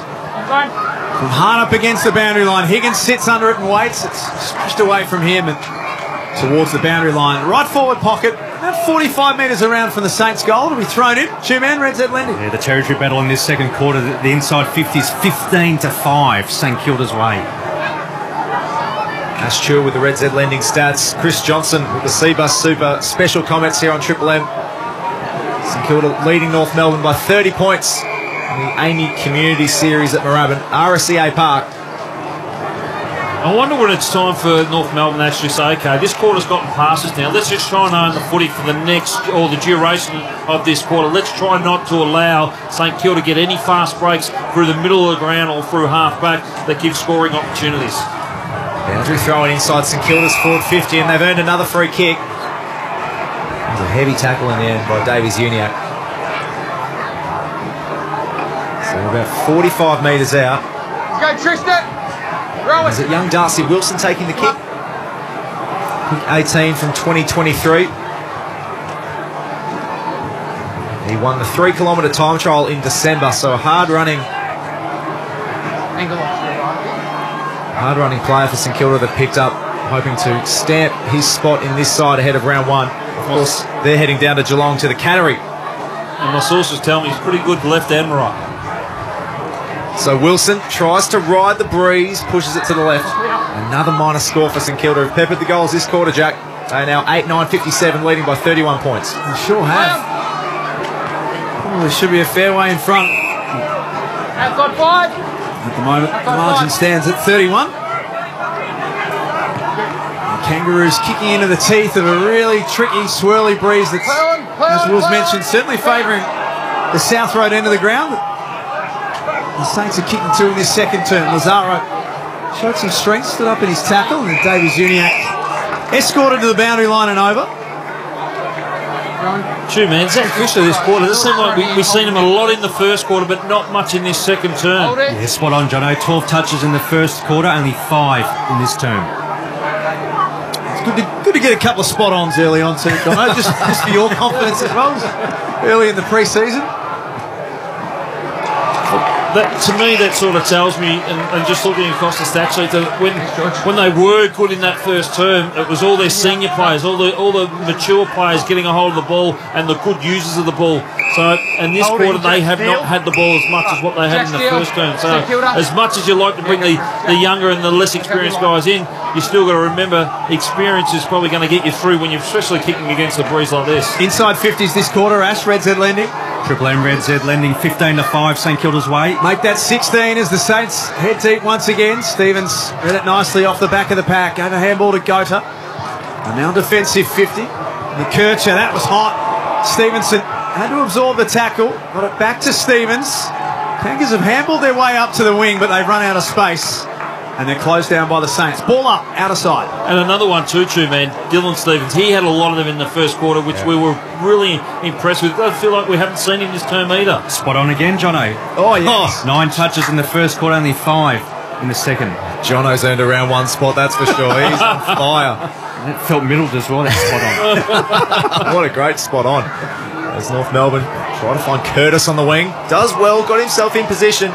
But Stocker is able to pick up the loose ball. Handball to Henry, breaks a couple of tackles on the edge of the 50. The exciting Liam Henry's brought to ground. Lazaro and takes on the middle of the ground. Handball to Stevens, once again over his head. Wangan Miller picks it up from Marshall. Chip inside 50, it's going to bounce in front of Jack Higgins. Picks up a loose foot, he's on the boundary now. High snap, it's Membry and Newen. Membry can't take it, and it goes over the goal line in the end for a minor score. Another behind for St Kilda, 8-10-58. North Melbourne 4-2-26 on the Triple M Titanium Caravan scoreboard. Man, Jai Simpkin, how many touches did he have before he was taken off the ground with that concussion? 5 touches for Red Z. It's another experienced player, Jono, that's been taken out of that midfield. Yeah, it doesn't really help. And he's their spiritual leader as well. He leads them quite well at the front. But I think more than anything, North Melbourne, and you've called it as well, Will and Jack, is that they've tried for the impossible. They've tried for the perfect handball or the perfect kick. They've tried to thread the needle a couple of times. I guess when you get above it and you're in that stage, you sometimes just got to take the easy option. Lazaro picks up the crumbs. Wardlaw will need to be quick. Should be a handball to Zach Fisher from centre half back. Kicks a spiral as far as he possibly can, but all of the North Melbourne numbers were behind the ball, so Stocker takes a pretty comfortable mark for the Saints. He's got a couple to choose from broadcast side. The kick was picked up in the breeze and goes over the head of Mason Wood. And out of bounds for a throw-in. 26.5 minutes gone. The Saints 8-10-58, North Melbourne 4-2-26. Chris Johnson on Triple M footy. Yeah, St Kilda have been a little bit wasteful this quarter, even though they've gotten out to a good margin. They've kicked 3-8 for the term, and North Melbourne have only been able to kick 1-1 for this term. A swirly breeze here at RSCA Park in Moorabbin. It feels like this quarter it's definitely favoured St Kilda. We're kicking to the left of your radio dial. Out of the middle once again. Jack Steele links up with Seb Ross. Nice tackle from Will Phillips, sees it over the boundary line. Once again in front of St Kilda's bench. And the other thing that's obvious around the Kangaroos, for Kangaroo supporters out there, that when they haven't got possession, the ability and the will to actually pressure and get the ball back. So they're really getting around in numbers and hunting the football when they've turned the ball over. Sherry and Marshall. It's Liam Henry takes it. Seb Ross, tumbling touch kick inside 50. Well taken in the end by Newen. A bouncing footy. Fisher has been prolific so far for North. Out of defence is Gota. Even numbers on the wing, flying high was Coleman Jones. Mason Wood's errant kick just goes up in the air. Gota does well to effect a spoil. And ball's back to Davies Uniac. And Chip looking for Coleman Jones, meets it at his highest point, should have taken it. North still have the footy. Tucker spinning in circles, can't find a teammate anywhere. And he's wrapped up by Liam Henry. Everywhere he went, there was a St Kilda player. Oops, I've got to go the other way. Oops, I've got to go the other way. Not you, not you, not you. You've done well, though. Stand. Mitch Owens. He's kicked a goal in the first and a goal in the second. He'll kick from 60. And drive long and just misses to the left. The Kangaroos will kick with this breeze in the third term, and if they get it right, they should have a bit of fun with it. It's easily a 3 to 4 goal win now, this one. Feels like that. Mitch Owens, fourth in the best and fairest last year, fourth in the Rising Star. John, it feels like he's the one that's kind of put his hand up for me as a real breakout star out there today. Yeah, certainly, and even at the back end of the year last year, he really took it on upon himself to do certain things. And I don't even, like, when he is in the ruck as well, he plays that tall option, but a ground level option as well. He's quite solid, he can find the football. Jack Steele running away from the clearance. There's a ping at the goals, but it bounces over the boundary line. We'll have a ball in right next to the behind post at St Kilda's end. And it's his work ethic as well. When he's playing forward, he really works hard to keep the ball in, but his repeat leads as well of working up the ground laterally. His tick leads are at a real high level. Now Henry sharked the Sherry tap and was brought to ground just before he could get boot the ball. Zach Fisher kicks the ball straight up and down in the mine shaft. Henry couldn't mark, but did dispossess Wardlaw of it. Quick handball to Wanganeen Miller, who flicks her over his shoulder. He kicks another behind for the quarter. You started the narrative, Jack, and now they're just adhering to it. What does it look like, Two-Man? Red Z Lending this quarter. 3-10 this quarter, and the inside 50s are 21-5 St Kilda's way. Come on, guys. Zach Fisher looks for Dersma, who rose high, landed heavily, but he's okay. Wanganeen Miller takes on Lazaro, does very well, spins onto his left as the siren goes. St Kilda, an errant quarter, but they have a healthy lead, 8-12-60 in this practice match against North Melbourne. They're on 4-2-26 on the Triple M Titanium Caravan scoreboard. Join us for halftime. Mickey Roberts here at Moorabbin Royalty. He'll run us through some stories of the old St Kilda days, no doubt. From McDonald's and Ream Hot Water, Triple M rocks footy. That quarter for Titanium Caravans. For Ream Hot Water, Triple M rocks footy. Triple M's Rush Hour says thank you and goodbye to Limo. That's it. That's it. Because James Brayshaw has finally decided to return. Too early. I needed it a bit longer. And rejoin his old mate, Billy Brownless. We're a team, Batman and Robin. No, Bill. Zig and Zag and... Who else is there? Triple M's Rush Hour with JB and Billy. Tomorrow from 4 on Melbourne's Triple M. Makita XGT. Experience professional cordless power without limits. How does PowerShop feel about the season? Well, we're taking it one switch at a time. But we're really confident in the power we bring. And how we enable people to keep track of it. Helping them use less energy and spend less. It's a massive credit to the team. And the focus of the PowerShop app. Stay on top of your energy this season. With PowerShop, you can easily keep track of your energy use and spending. Search PowerShop and make the switch today. Tradies, are you feeling stressed AF, tired AF, overwhelmed AF? If invoices, scheduling and timesheets are consuming your life, then it's time to get proactive AF. And by AF, I mean Arrowflow. It's job management software for tradies, handling all the tedious AF parts of running your business to help you complete more work and get paid faster. It's time to get successful AF with Arrowflow. Head to aroflo.com for a great AF deal. Ends March 31. Hi, I'm Edward from Hobart. In today's competitive environment, a business needs support to expand and grow, and the traditional banks are reluctant to lend. The OnDeck experience for me was quick and easy. When it's time to grow your small business, you can rely on OnDeck, the small business loan specialist. You'll know if you're approved in as quickly as 2 hours, and it's possible to get funding the same business day. Visit ondeck.com.au. All loans are subject to lender approval. Bailey Nelson is shaking up the way Australians get their glasses. So if you're on the hunt to find the perfect pair of multifocals, we're the ones to see. To help you see. And for a limited time, get free multifocal lenses with one pair from our everyday range. Hey, there's a reason we've got over 10,000 five-star reviews. So come and see, literally, what all the fuss is about. Book a Bob-filled eye exam today at baileynelson.com.au. T's and C's apply. See website for details. Getting ready for uni?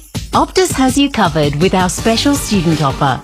Get a massive 100 gigs of data for just $39 a month for the first 12 months when you sign up to a new mobile plan. That's a massive 100 gigs each month, so you can stream, scroll and share to your heart's content. Head into an Optus store today. Great value starts with yes. Ends 2nd to the 4th, 24. Reverts to standard price after 12 months. Eligible tertiary students only. Not available with other offers unless specified. T's and C's apply. What's on your Aussie bucket list? Sitting around the campfire on a beach at Exmouth after fishing all day? Exploring the tip of Cape York or the bottom of the Eyre Peninsula? Do it all in a titanium caravan. Australian made, Australian owned, superior quality and ultimate comfort. With titanium caravans, you can go off-road and off-grid in total luxury. Experience titanium caravans for yourself in their Epping showroom or visit titaniumcaravans.com.au. Shut up! The foot is on the radio! Triple M rocks footy. This halftime break for Specsavers. It's halftime here at Moorabbin RSCA Park. St Kilda taking on North Melbourne in the final practice match of the AAMI Community Series ahead of opening round next week. That's happening on Thursday, the first game of that. Here at Moorabbin, St Kilda are leading 8-12-60 ahead of North 4-2-26. Joined at half-time, this half-time break for Specsavers by Michael Roberts and Chris Johnson, as well as Ash Chua with all the Red Z lending stats.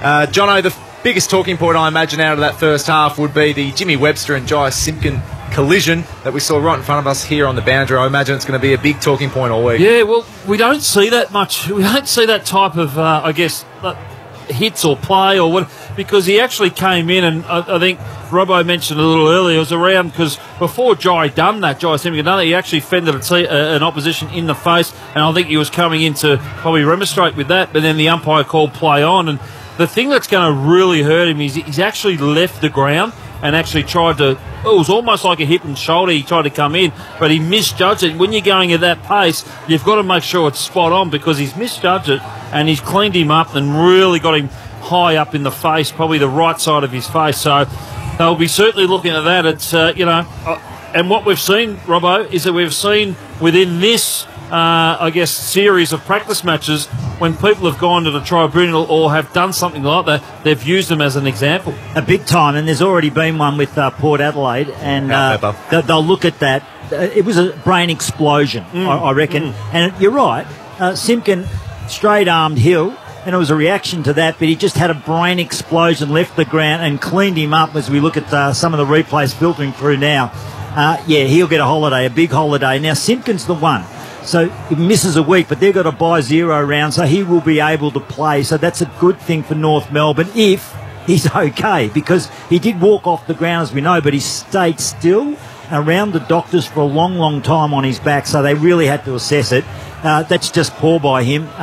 Ross Lyon had to take him off the ground and sit him on the bench. Had a good minute with him, and at the first quarter-time huddle, that conversation was get through this game and show me what you got. And then you got to go to the question of how does it affect Jai Simpson? And you spoke about a little bit there, Robbo, in a round that he'll be okay. But then, we've seen a player already this season retire because of so many head collisions and the concussion. So you would think that it being probably, if they do classify it as concussion, it'll be his fourth because he's already got number 3 in there, and he's that type of player that does actually hang on to the ball a little bit longer when he kicks it, and almost playing for it to happen as well at a certain time where he gets hit late and it becomes a kick downfield. So they're going to have to look into that as well. This is how the game's changed. 80s, you get cleaned up like that and you get a pat on the back. Now you cannot go anywhere near that. Protect the head. He left the ground. He's in strife. It feels like from where we are up here on the balcony, Robbo, that the breeze really picked up in that second term to aid St Kilda in the way that they were kicking in the second quarter. Does it feel like it's going to stay almost this blustery all day? Has it picked up from where you were down on the boundary? I reckon it was only a 2-goal advantage in the first term, turned into 4. Yep. And it was really holding up into that. It was like a wall at one stage. So these balls are brand new. They haven't been kicked in. You could actually see that. So St Kilda got to run the ball in this third term. Just keep running it up against the wind. Make sure that you're in front. Ross will be just bleeding blokes. No negotiations. Get in front because it's going to fall short. All the little crummers have to be forward of the ball, not out the back. Nothing will go out the back. And you notice that North Melbourne actually played that. They clogged the 2/3 of the ground. You had the entire 2 sides in 1/3 of the ground at one stage, the ability to run up. That's exactly what St Kilda have got to do in this third term. So St Kilda very sharp in that first half, a finals team coming into this pre-season. Jono, North Melbourne, what do you think we've seen now with Alistair Clarkson? Obviously missed a lot of time last year from the coaching box, but now that we get to see a full pre-season, his brand, what are some of the headlines you'd take out of that first half for North? Run, carry and take the game on. That's what it is. Back yourselves. What we've seen is the link up through half-back, defensive 50 right through half-back, and don't be afraid to come corridor. Yes, at various times they'll go wide, but as soon as they get an opportunity or get a look inside the actual corridor, they'll go in the corridor, and sometimes whether that be thread the needle or not, and we've seen it a couple of times, especially when they were kicking against the wind, that they tried to thread the needle a couple of times and it just didn't pay off. One thing I think North Melbourne need to do that quarter as well is their dump kicks. They were too shallow, two-man. They were too shallow. They were dump kicking it and only dump kicking it about 30 metres. I reckon they needed to try and get it to about sort of 50-metre dump kick and keep it wide. A couple of dump kicks went in corridor. Keep it wide because if it's a contest, it comes out of bounds. If it's a contest in the middle of the game, it stays alive for the opposition, and we know how good St Kilda used the ball in that second term. For AZ Lending, Ash Chua, who jumped off the sheet in the first half for you? Mitch Owens, he's the number 1 ranked player, Will. 13 disposals, he's taken 5 marks, also laid 4 tackles and nailed a couple of majors. Wanganeen Miller continuing his good form from last season, he's had 15, but just some of the new recruits. Bonner 13 and a couple of goals. Also Wilson, pick 18 as you mentioned in last year's draft. 13 touches, but he's going at 89% by foot, throwing 6 score involvements and 400 metres gain. Liam Hembry, 10 disposals and 3 tackles. And for North Melbourne, he's for Zach Fisher, he's the leading ball winner on the ground with 21 disposals. Dylan Stevens has picked up 14. McKercher, 9. He's also laid 3 tackles. George Wardlaw, we spoke about him during the preview. He's played 70% game time, just the 4 disposals, but he's laid the 6 tackles. Nice, Ash. And it'd be remiss of us as we sit here at the mouth of the old social club at Moorabbin next to Mickey Roberts. We've seen Eric Banner in the house. We're just above Nicky Winmar, who you just spotted, Robbo. He's not the only couple of famous people that have rolled through these parts in your time. I reckon there's 20 blokes just standing around a table over there that played in the 80s, and I've just seen Nick. He's down here. This used to be the staircase to actually come up into the social club. And when you came up, there was a dirty, great big disco ball here. and Molly Meldrum was the one who instigated the whole lot. And he'd have Elton John, Olivia Newton-John, every John he could lay his hands on. They were up here. And I'll tell you what, when we won, especially when we knocked off a top grader, this joint jump, seriously, they didn't have to pull the grandstand down, it fell down because it used to rock. The one thing I noticed is that the old scoreboards disappeared. And all the old fans, they would have ripped that to shreds and taken everything home. They would have built a new granny flat out the back or something with it. In the man cave? Oh, yeah. Every little bit of wood on that scoreboard would have been hosed, that's for sure. You would have had a lot of memories here. Of course, you would have shared a lot of them with Plugger, who was just telling me before used to take a few pot shots from that pocket over there. Yeah, I played 4 years with Plugger, and I became his friend. Even as a teammate, became his friend because he was a wild bugger, seriously, at training. But we had a few wild ones in Cunningham, Burns and Jeff Saru and Robbie Muir. Wow, our whole side was half from Ballarat and they were crazy. But yeah, Plugger was fantastic. And then when I had to play against them, like Danny Frawley and Spud and a whole heap of them, they just killed me. They cheese grated me. Seriously, I'll still get a headache thinking about it. And Robbo, I can remember watching some of the vision here at Moorabbin. There were some big goals kicked here, some long goals kicked here, and it, like today, it's a bit windy, so the wind used to kick up here and you used to be able to kick, 60, 70-metre goals here? Yeah, well, Jeff Farring was the big one, and I actually handed the ball to him. So the bloke is standing in the centre square. Now, the Moorabbin ground is exactly the same dimensions as the MCG, right? So the guy is standing on the mark and kicking what today is against that breeze. Yep. He smacked it. And seriously, it didn't even have a tail on it. You know, it was a torpedo that just like a missile, and it cleared Barry Breen and Jeslenko's head and bounced in the 10-yard square and went through the longest. It was against Collingwood, the longest goal I've ever seen. I think it was 23 to 21 goals that day, so it was a shootout. But wow, did he smash that? Is it one of those days? Was that one of those days where you shake each other's hands and you go, "G'day, mate, I'll see you at the end of the game"? There's no doubt about that. There's how many possessions you could get. This is the halftime break for Specsavers here at Moorabbin, and as always, we are going across to the AAMI Clanger, the halftime segment. What have we got today, Tom Beers? Nice chain of kicks. First Dersma, then Stevens, and now the skipper Simpkin has it just outside 50, gets back over his mark quickly. Larky got a flat tyre. He was running the footy and then it just blew out on him before he went to take the mark. We love the AAMI Clangers. Lucky you're with AAMI. It's half-time here at RSCA Park in Moorabbin. It's St Kilda 8-12-60. A nice first half. They could have built a bigger lead if they were more accurate, but North 4-2-26, kicking with the breeze in the third. That's all from McDonald's and Ream Hot Water. Join us for the third term as Triple M rocks footy. That halftime break for Specsavers. For Ream Hot Water at McDonald's. Triple M rocks footy. Kickstart your day with a laugh. Triple M's Marty Sheargold Show. How did you hurt your downstairs friend? I had a motorbike accident and the base of my old fella, the skin, got ripped off on the tank. Oh no. So I got 9 stitches around half of it. Yeah. But the best bit was the nurse that took the stitches out gave me a phone number and address. No way. Oh. Yeah, mate. The Marty Sheargold Show. 6 to 9 weekdays. On Melbourne's 105.1 Triple M. And for extra Marty, get the podcast from the Listener app. Pearl Jam, live. Dark Matter World Tour. With special guest Pixies. Touring Australia this November. Tickets and info at pearljam.com. It's lights out and away we go on the Le Mans Toyota used car sale.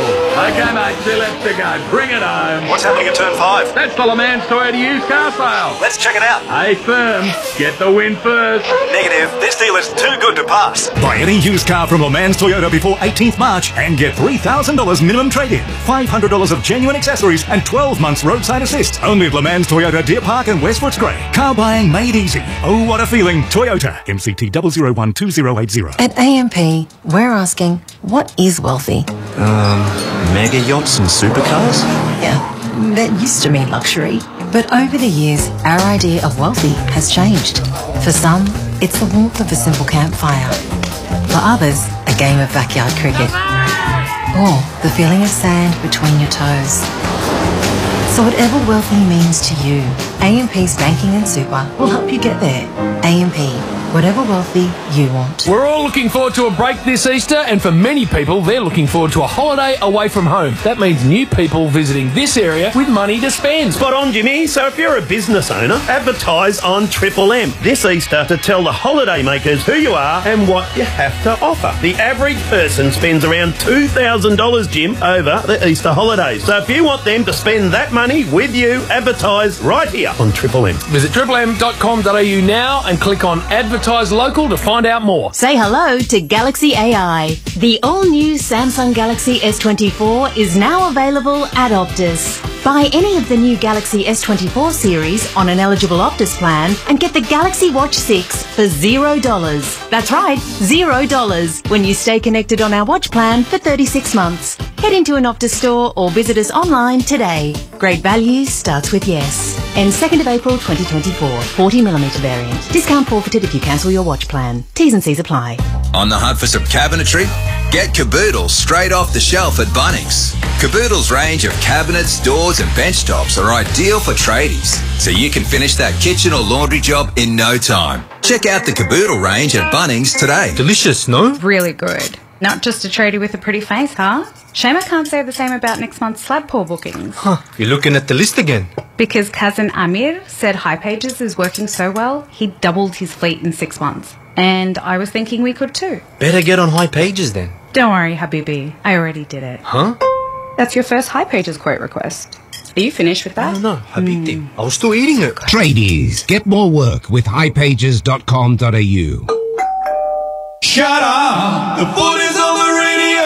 Triple M rocks footy this quarter for Bunnings Warehouse. Half-time at RSCA Park in Moorabbin. It is the Saints in control, 8-12-60. Leading the Kangaroos 4-2-26, although the North Melbourne Footy Club will be kicking with the aid of what is a very, very strong breeze in this third quarter. Chris Johnson, Ash Chua, Mickey Roberts, Will Ralston, Jack Heverin. That is your call team for the final game of the AAMI Community Series. Will, this is it. Going into the start of the season. Hard to believe in a way that it all starts on Thursday night. Thursday night. What are your feelings about opening round? Do you think it's a bit of a confusing mess from the AFL, or do you think it's a nice one to prop up some of those northern clubs? I'm unsure. Yep. Ask me after round 0. I'm there on Thursday night, so I'll be interested to see what sort of traction it gets and what sort of crowds they attract. I think starting with the Sydney Swans is a good idea because they've got such a great following, but I mean, one thing from an AFL perspective, they can't be criticised for not trying anything, can they? We don't know whether this will work or not, but we're better off having a go, aren't we, than not having a go at all. I agree. John, as someone who's been at the Brisbane Lions for so long, I'm sure the northern clubs are really champing at the bit to try and get some big crowds in for their first round, some clear air. Well, what normally happens is that, you know, you're leading in round 1 and you see all the other codes up and going and on the news, and you don't say anything AFL. It's almost like we all go to sleep for a week or two. So I think at the moment, for those states there to actually have some sort of news leading into the games and then news coming out of the game, I think that's good. I think that means that AFL is in the forefront within rugby league or rugby union when it's still going. Now, what we do know within New South Wales is that Queensland, especially in the southeast of Queensland, football is going off its head at the moment, especially in the high schools. They actually have it as subjects now in high schools. Do they really? Yeah, they have it as subjects now in high schools through the southeast Queensland and on the Gold Coast. So it's actually taking off, and I heard a ridiculous number that they're almost taken over some other states, some other traditional football states in terms of their junior participation. So it's really, really good, and I think they've done it well, the AFL. They've worked in with, obviously, they look after the bodies there, AFL Queensland, AFL New South Wales and AFL ACT as well, and they've worked in with them, and it's been a suggestion by them, get footy going in those states while there's no footy anywhere else. Wish they had footy as a subject when we were at school. Well, it would have been better than bloody biology, that's for sure. Straight A's for you, Jack. As we're back for the third term here at RSCA Park from McDonald's and Ream Hot Water. Triple M rocks footy. North Melbourne trying to take advantage of a heavy breeze they've got in this third term.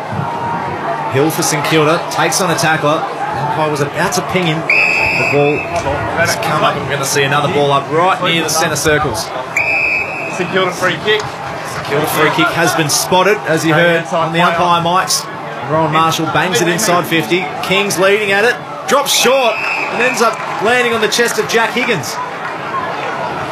And players don't get to play in these conditions a lot anymore, do they? When, yes, there are certain times they're playing outside, but conditions like this normally got stands. Difficult ball to mark. Higgins puts it to the top of the goal square. Looks like Tucker tries to clear it from defensive 50. Ball's bobbing around. Sed Ross now. Doesn't have a whole lot ahead of him, so he just bangs it high in the air. Marshall's underneath it, trying to run backwards. Takes a great arc. Looked like the last person that was going to be able to do it. So Marshall 60 metres out. Low ball inside 50 and once again turned over. Tough into this breeze, Jack. Yeah, it is. Jono's spot on. We don't often play in these sorts of conditions. Yeah, because you've got the stands there, Jack, and they normally cover the wind. If there is a wind coming from, one of the stands or one of the ends, it normally gets covered, and then all of a sudden comes in the middle and swirls around. MCG, it swirls around. There's no really advantage at the MCG when there's a big wind or a big gust during the day, but certainly here we've got one side of the ground that has no coverage at all. You can hear the wind in our effects, Mike. It's not the windiest ground in Melbourne. Casey Fields takes that on it every day of the week, but it is windy. Saints at half-back, aggressive kick inside. This time to find the target.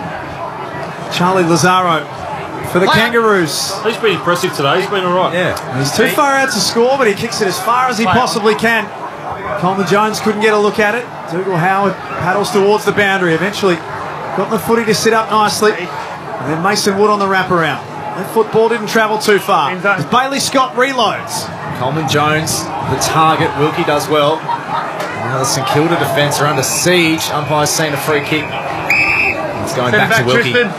It's almost reminiscent, Jono, of some of the mistakes the North Melbourne defence was making in that second term. This breeze is really pushing against them. Yeah, it certainly is. And the ball's going to carry a bit longer, but what's going to be good to see how many players can actually lower their eyes, because as soon as you get this big wind behind you, the first thing you want to do is, how far can I kick it?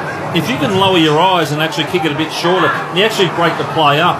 Lazaro at the moment, he's had 12 possessions and 4 tackles. Turnover inside North Melbourne's forward line.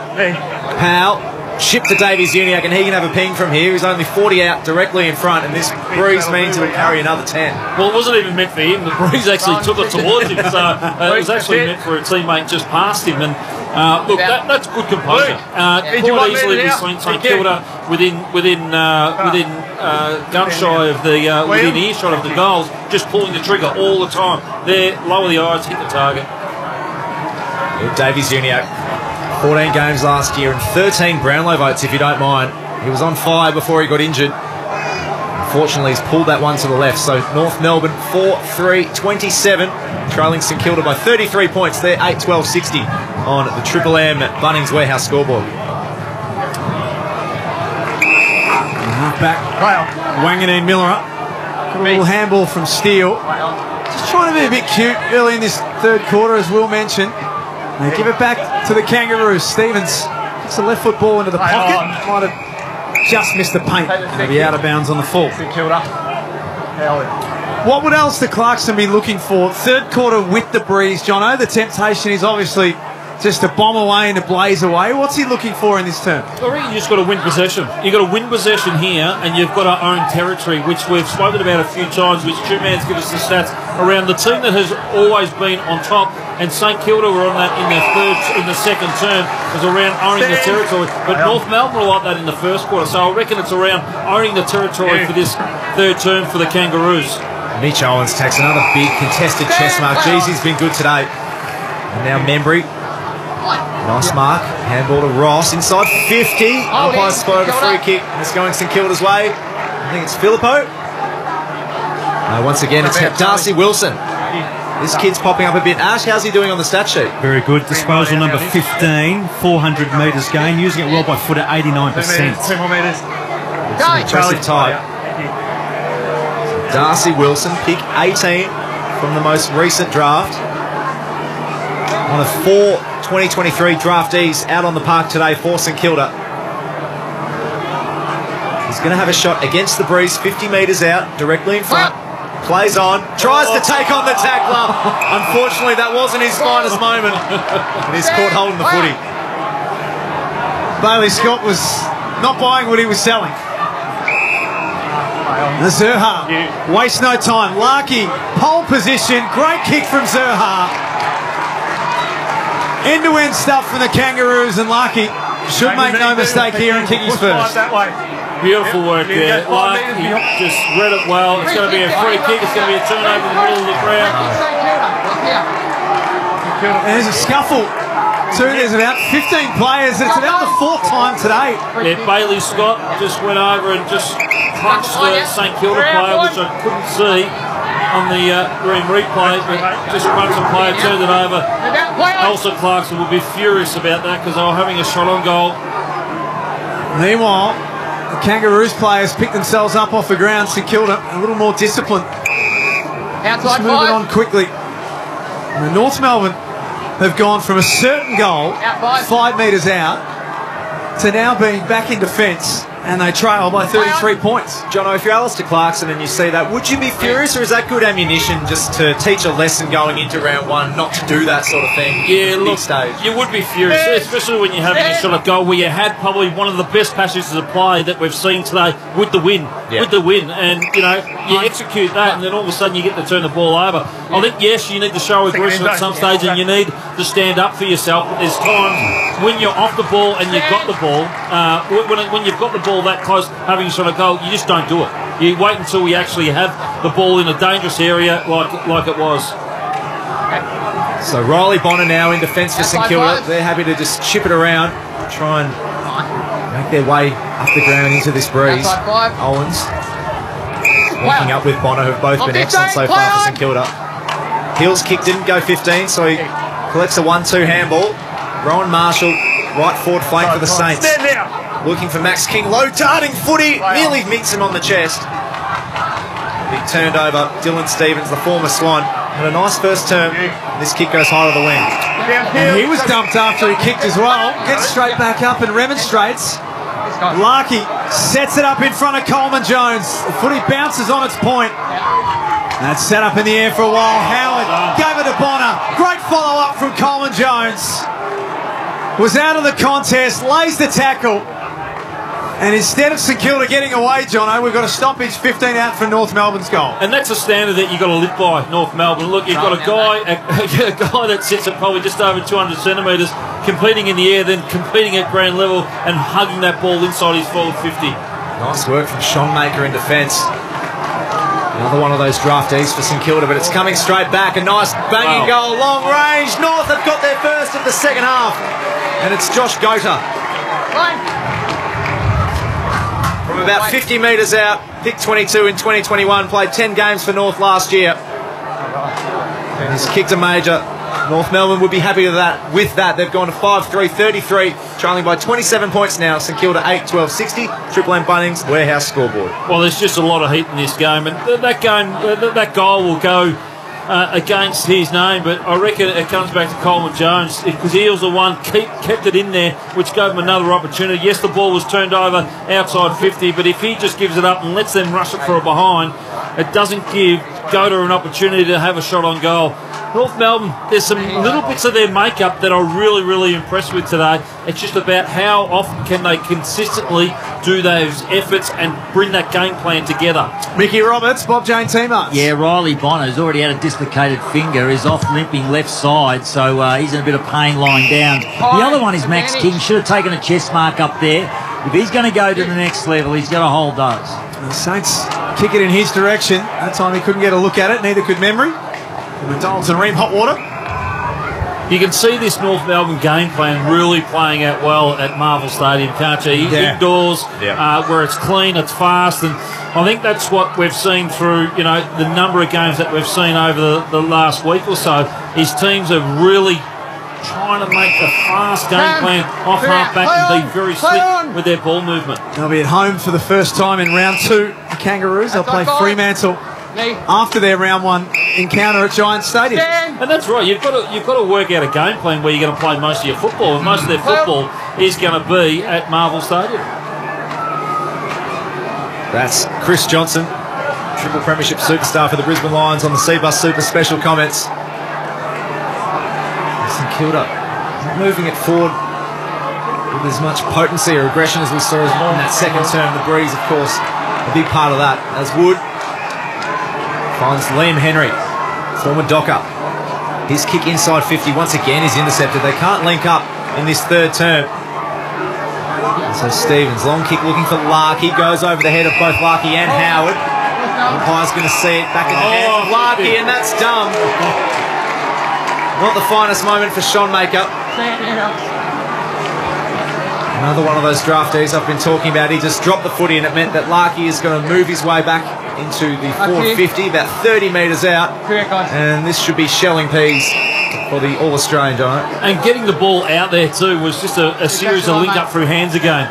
The handball kicking ratio two-man at the moment, North Melbourne. I'd love to get those numbers of it, because at the moment it just looks like at every chance they can, they're going to give it a handball. Rarely misses, does Larkey, and he hasn't on this occasion either. He kicks the second of the term to North Melbourne. We'll go to 6-3-39, cutting back into that lead. St Kilda 8-12-60 on the Triple M Bunnings Warehouse scoreboard. Larkey's first of the day. Yeah, spot on, Johnny. They're almost going to get one kick to one handball. 111 kicks to 100 handballs for Red Z. Yeah, so it's quite interesting. It's obviously the game plan that they're trying to do is, and I reckon most of them are all probably back half of the ground, because they're running in waves. The other thing I wouldn't mind seeing at the moment is potentially, obviously, Zurha hasn't had a lot. He's kicked the goal, but hasn't had a lot of the ball. I wonder whether they even flirt with it different times, like they have done with a Jake Stringer from time to time. Put him in the middle of the ground. See whether, because he's a great field kick of the ball, and we've seen that a couple of times today when he's been up the ground. So whether he can get some clearances in there, because at the moment they've got some smaller bodies in there against some senior experience.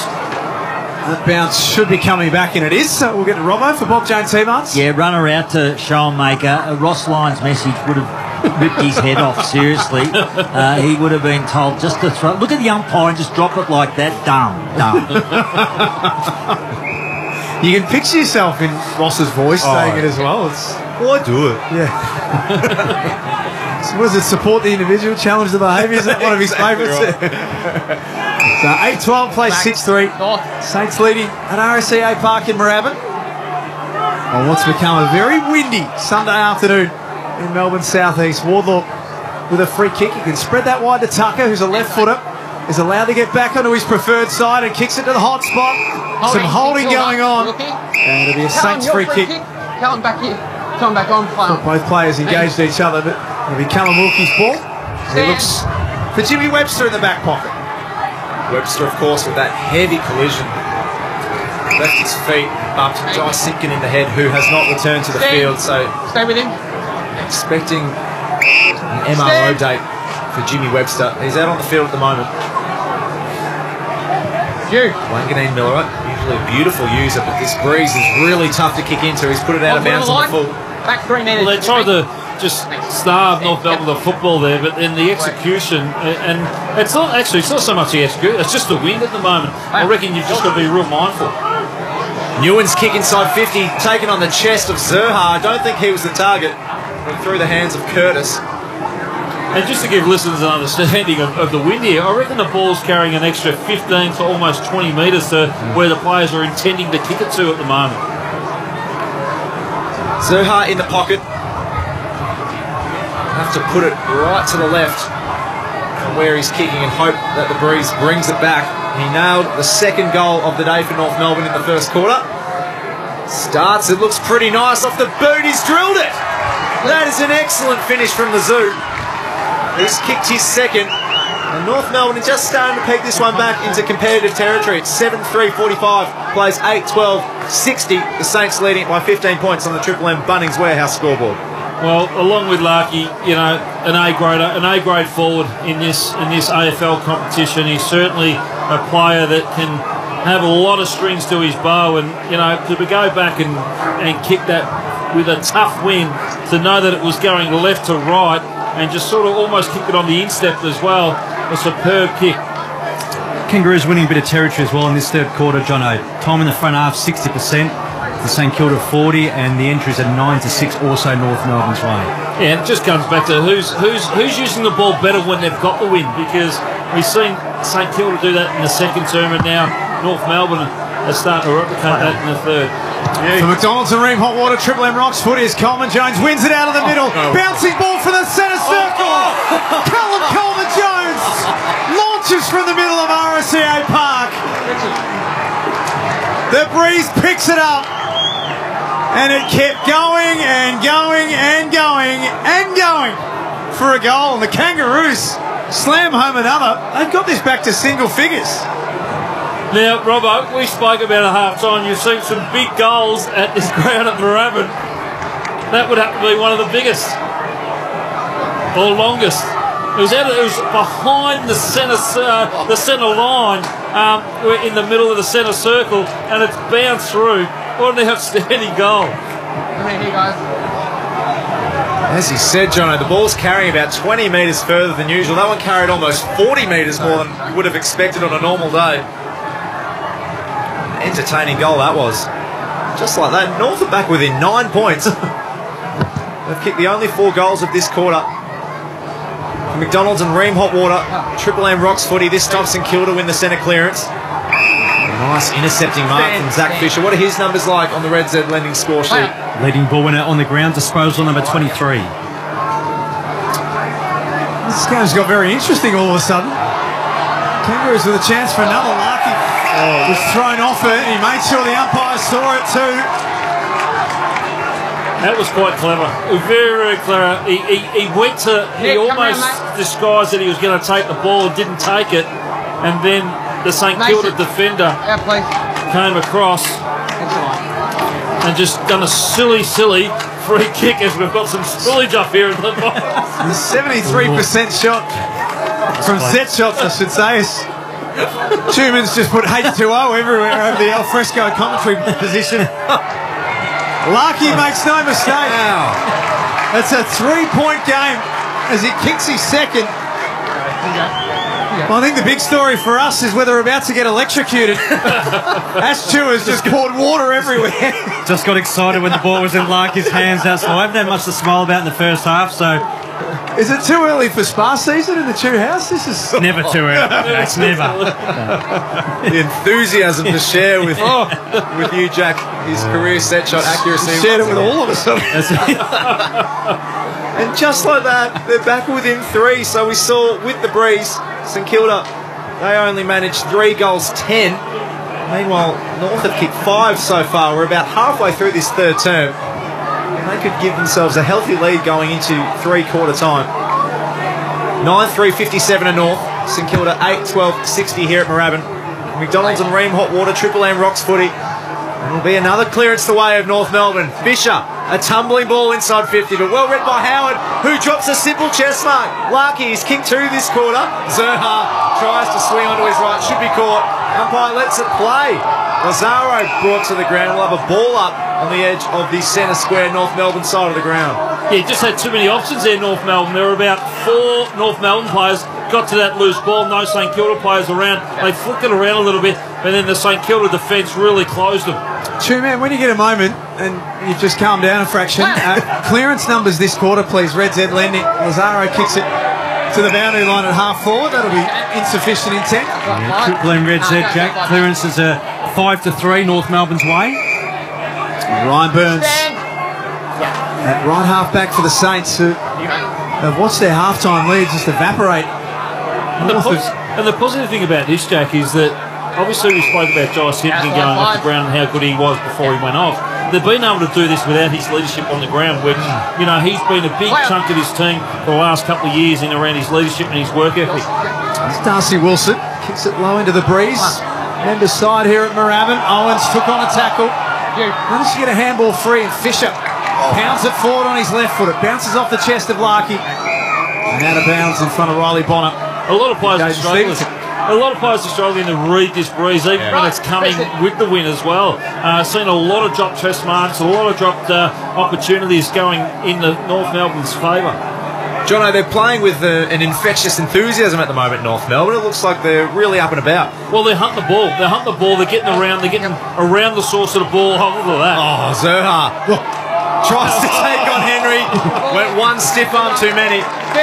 Henry's earned a holding the ball free kick. His kick cut off by Fisher. Desperate lunging attempt for a spoil.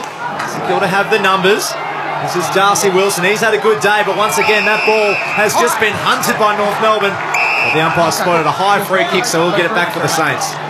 Yeah, look, Darcy Wilson, he'll work it out. He's been caught a couple of times at the moment. He'll work out that quite quickly at this level, but you can't get away with little bits and pieces. But it has looked smooth. He's looked like a likeable type when he's had ball in hand. Boy, the Murray Bushrangers in the under-18s. Again, just decides to keep it away from the breeze and kick it low and flat coming in. Higgins just outside 50. Gave a handball into the pocket. Here's Collard. Squaring kick goes across the face. All clear. The Saints, I've got that as their first score of the quarter. Is that right, Red Z Lending? Triple M Red Z, you're all over it, Jake. Spot on. There's a win. Spot on. High to the wing. North Melbourne once again pounce on it. That was Stevens. He's got the running Larkey, who finds himself on a wing. He'd prefer to be kicking it to himself. It's just Coleman Jones down there for North. The Saints are able to work it out through Riley Bonner, former power player. Outside 5. Just needed to get that another 20 metres over the head of that contest because Jaden Stevenson was going to run onto that ball, but just couldn't get it there. Mason Wood had a great season last year. Ash Chua, how's he done today so far? Mason Wood, Triple M Red Z, 15 disposals, a couple of behinds. That's a nice kick against his former side. So St Kilda still clinging on to a 4-point lead. We're 22 minutes gone in the third term here at RSCA Park in Moorabbin. Outside 5. Ball's in the hands of the St Kilda skipper. Player. Jack Steele. Handball back to Wanganeen Mirror. Beautiful kick inside 50. He finds their leading goal kicker of last season, Jack Higgins. And he'll have a shot about 35 metres out directly in front, John. Yeah, nice touch, nice inside forward 50. But just on Darcy Wilson, he's had the 19 possessions today. His kicking efficiency is going at 92%. That's not too bad for a young kid coming into the AFL system to keep himself composed with ball in hand. And he almost looks like an Isaac Smith type, I think. Meanwhile, Jack Higgins comes in and kicks their second behind of the quarter. Got to wait for the signal, Harry. He has a signal. 8-14-62 they move to. Okay. North Melbourne 9-3-57. Thank you. Moving into the late stages of the third term. North kicking with the aid of this breeze. Again, decide to go straight up the middle of RSCA Park. Coleman Jones pops a handball over the top, and now Stevenson's got ahead of the footy. At right half forward, he had a bounce and then it didn't come back to him. And he's got some work to do. Did well. Little paddle forward. Enables Dylan Stevens. Kicks a flat ball and Curtis took his eyes off it. And then suplexes Liam Stocker for no real reason. Advantage. And the advantage is paid. They've been going at it for a while though. They've been going for about the last 5 minutes. He's just thrown another one to the ground. A suplex for you, a suplex for you. Everyone can have a suplex. Suplex City. Now it's turned over once again. Rowan Marshall, he couldn't find a target. Zach Fisher, plenty of the footy for North. Inside 50, well done by Wilkie. Almost took it. Saints have enough time and numbers to figure it out. Bonner forced to handball.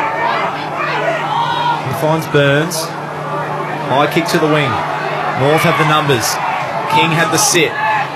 Pink, haven't said his name a whole lot today. Playing in the back line for North. Gota kicked a nice goal just before. Pushing it back. He was pushed as he kicked it, so the umpire's going to bring it back. Yeah, push it back. And Gota will take his free kick on the left half-back flank for North. Got about another 3 or 4 minutes here, North Melbourne, just to get another score on the scoreboard. They've really looked good around the middle of the ground. It's just that execution in the last 2 or 3 minutes inside their forward 50. Paul Curtis has had a couple of times to take the mark out in front of him, elected to go on his chest, and completely missed it. The target will be Coleman Jones. It goes over his head. Easily chopped off by Ari Schoenmaker on his left foot. A little bit of risk, but okay. The kick goes across the face, and Darcy Wilson continues to accumulate for the Saints. A couple of the draftees working together. Outside 5. Now Riley Bonner kicked a goal in the second quarter and has had another busy afternoon. Ash, Riley Bonner, Red Set Lenders. Certainly has 19 disposals, 1 goal, 1. In the absence of Jack Sinclair today for St Kilda, just one of a number of names not playing. Go through. I feel like Sinclair and Bonner would combine really well with that back line, don't they? Yeah, they certainly would, and they have been. They're working. The work rate of North Melbourne at the moment is to keep the ball inside their 450, but at ground level, I like their endeavour and their attack on the football. I don't think we've seen that a lot from this Kangaroo side, but certainly they're all on the same page. A ruck infringement that the Moorabbin locals don't like. It's gone the way of Christian Zeri. Come back on, clear please. Against Rowan Marshall. If he backs his kick as he's signalling that he does, with this breeze he might just be a chance. Bradley Hill stands on the mark 51 metres out. Well, the Kangaroos will -17 for hardball gets or contested ball. Now, for this third term, they're +2. Tristan Jerry. He's struck it really nicely, in fact. He's kicked behind. Good off the boot. So North, 9-4-58, still 4 points behind St Kilda, 8-14-62 in the dying stages of this third term on the Triple M Bunnings Warehouse scoreboard. As we mentioned, the Kangaroos will play the Giants in round 1 away on the Saturday. The Saints will travel to Geelong on the Saturday night of round 1 to play the Cats at GMHBA Stadium. Come on the line. Come on the line. Saints have spoken about their start to the season and their draw. That's what happens when you finish inside the top 8. The draw gets a little harder. They say they're up for the challenge. They've got a challenge here to try and kill this footy off. All the North Melbourne Tools Flyers won.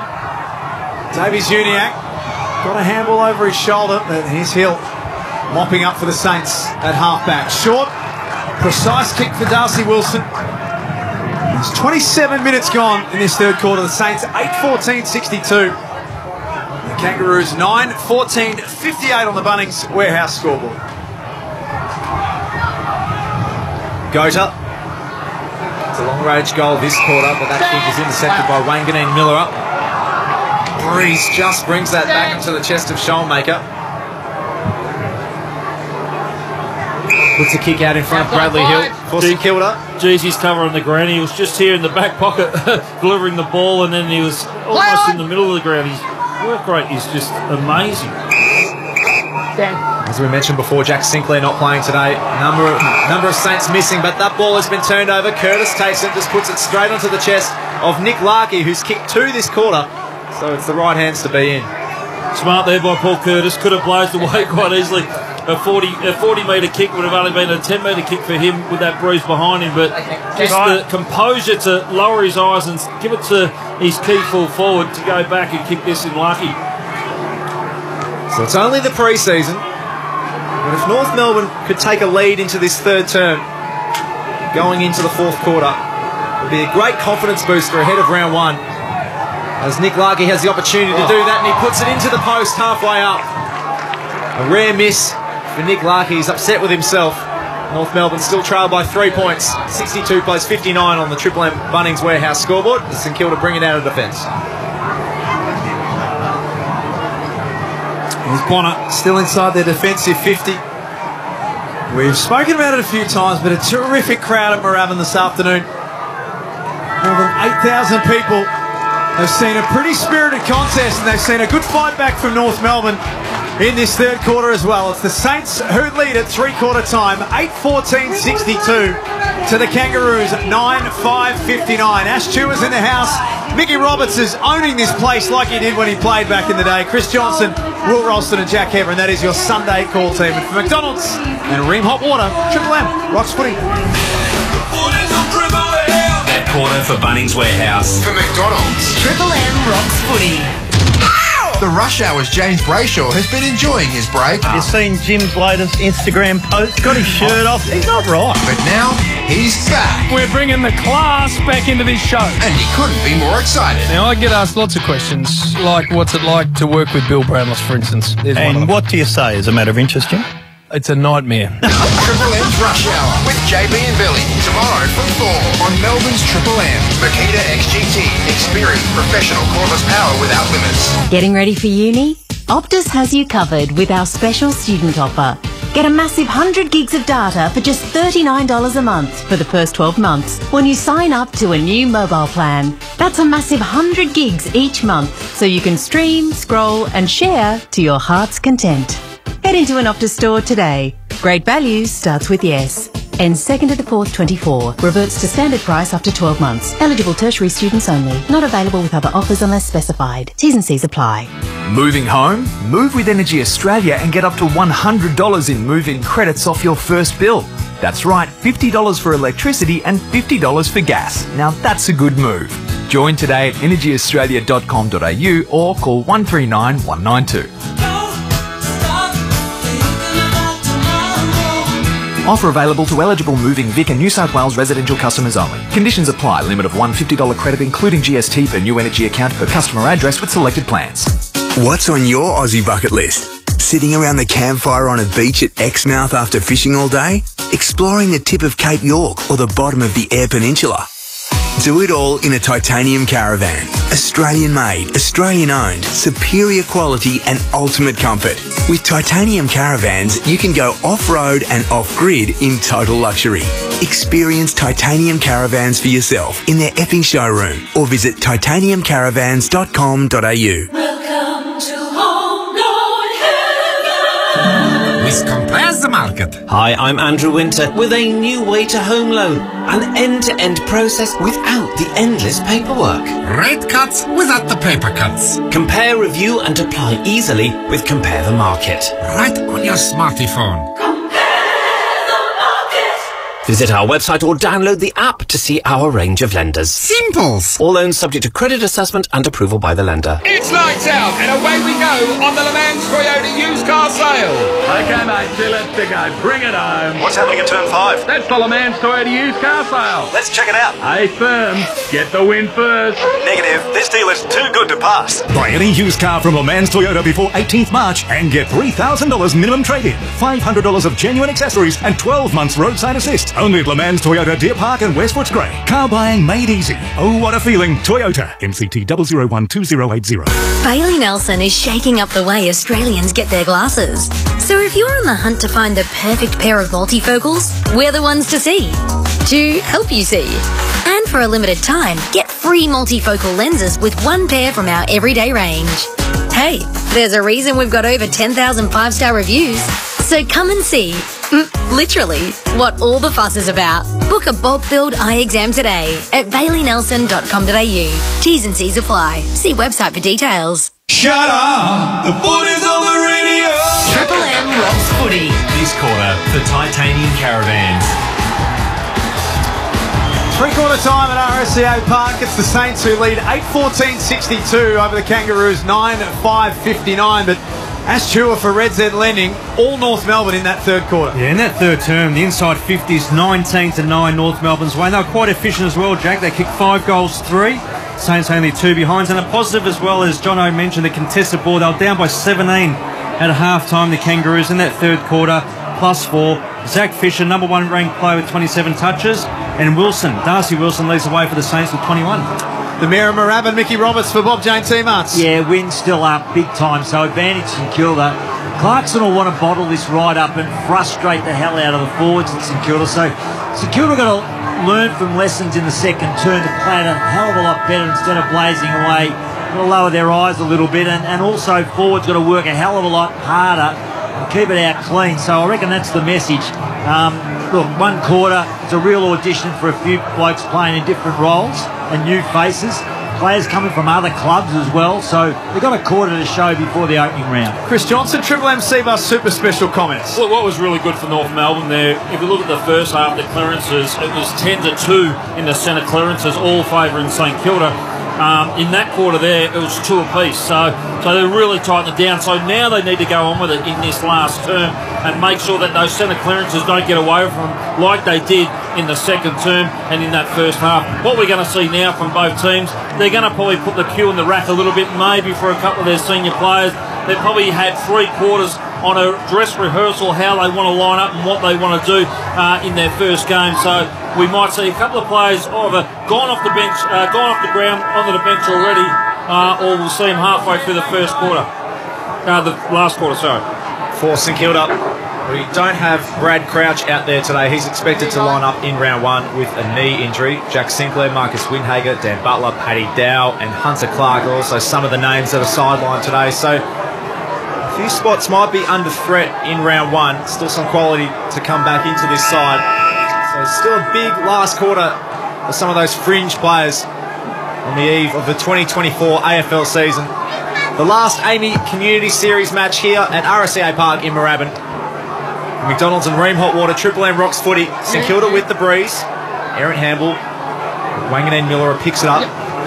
Hamble back to Bonner. Huge kick inside 50. King almost took a chest mark. Pink at ground level. Handballs away, a loose footy. Now Sheasel. He's been a bit quieter than I would have thought so far today, Chew Man. 19 touches. There you go. I must have missed a few of them. He would have had them all in the first half. I don't think he had many in that quarter, in that third term. And the other one that's probably gone missing a bit that I've really realised that he's not on the ground. He's Newey Biggin. Biggie? Newen. That's right. Got his names mixed up there. I didn't see him a lot in that third term, so I think he's gone off with an injury. There's Brad Hill at half-back. So often just sets everything up for the Saints. It's the careful kick in the direction of Sharman. Too far out to score. Big fly came from King. At ground level. Nice work from North Melbourne mop up. Colby McKercher picked 2 from the draft. Long to the wing. 2-on-2 situation.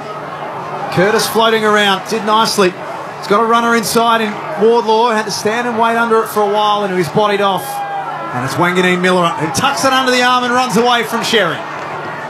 Leaping away with pace. Nice kick inside 50, but just over the head of Liam Henry.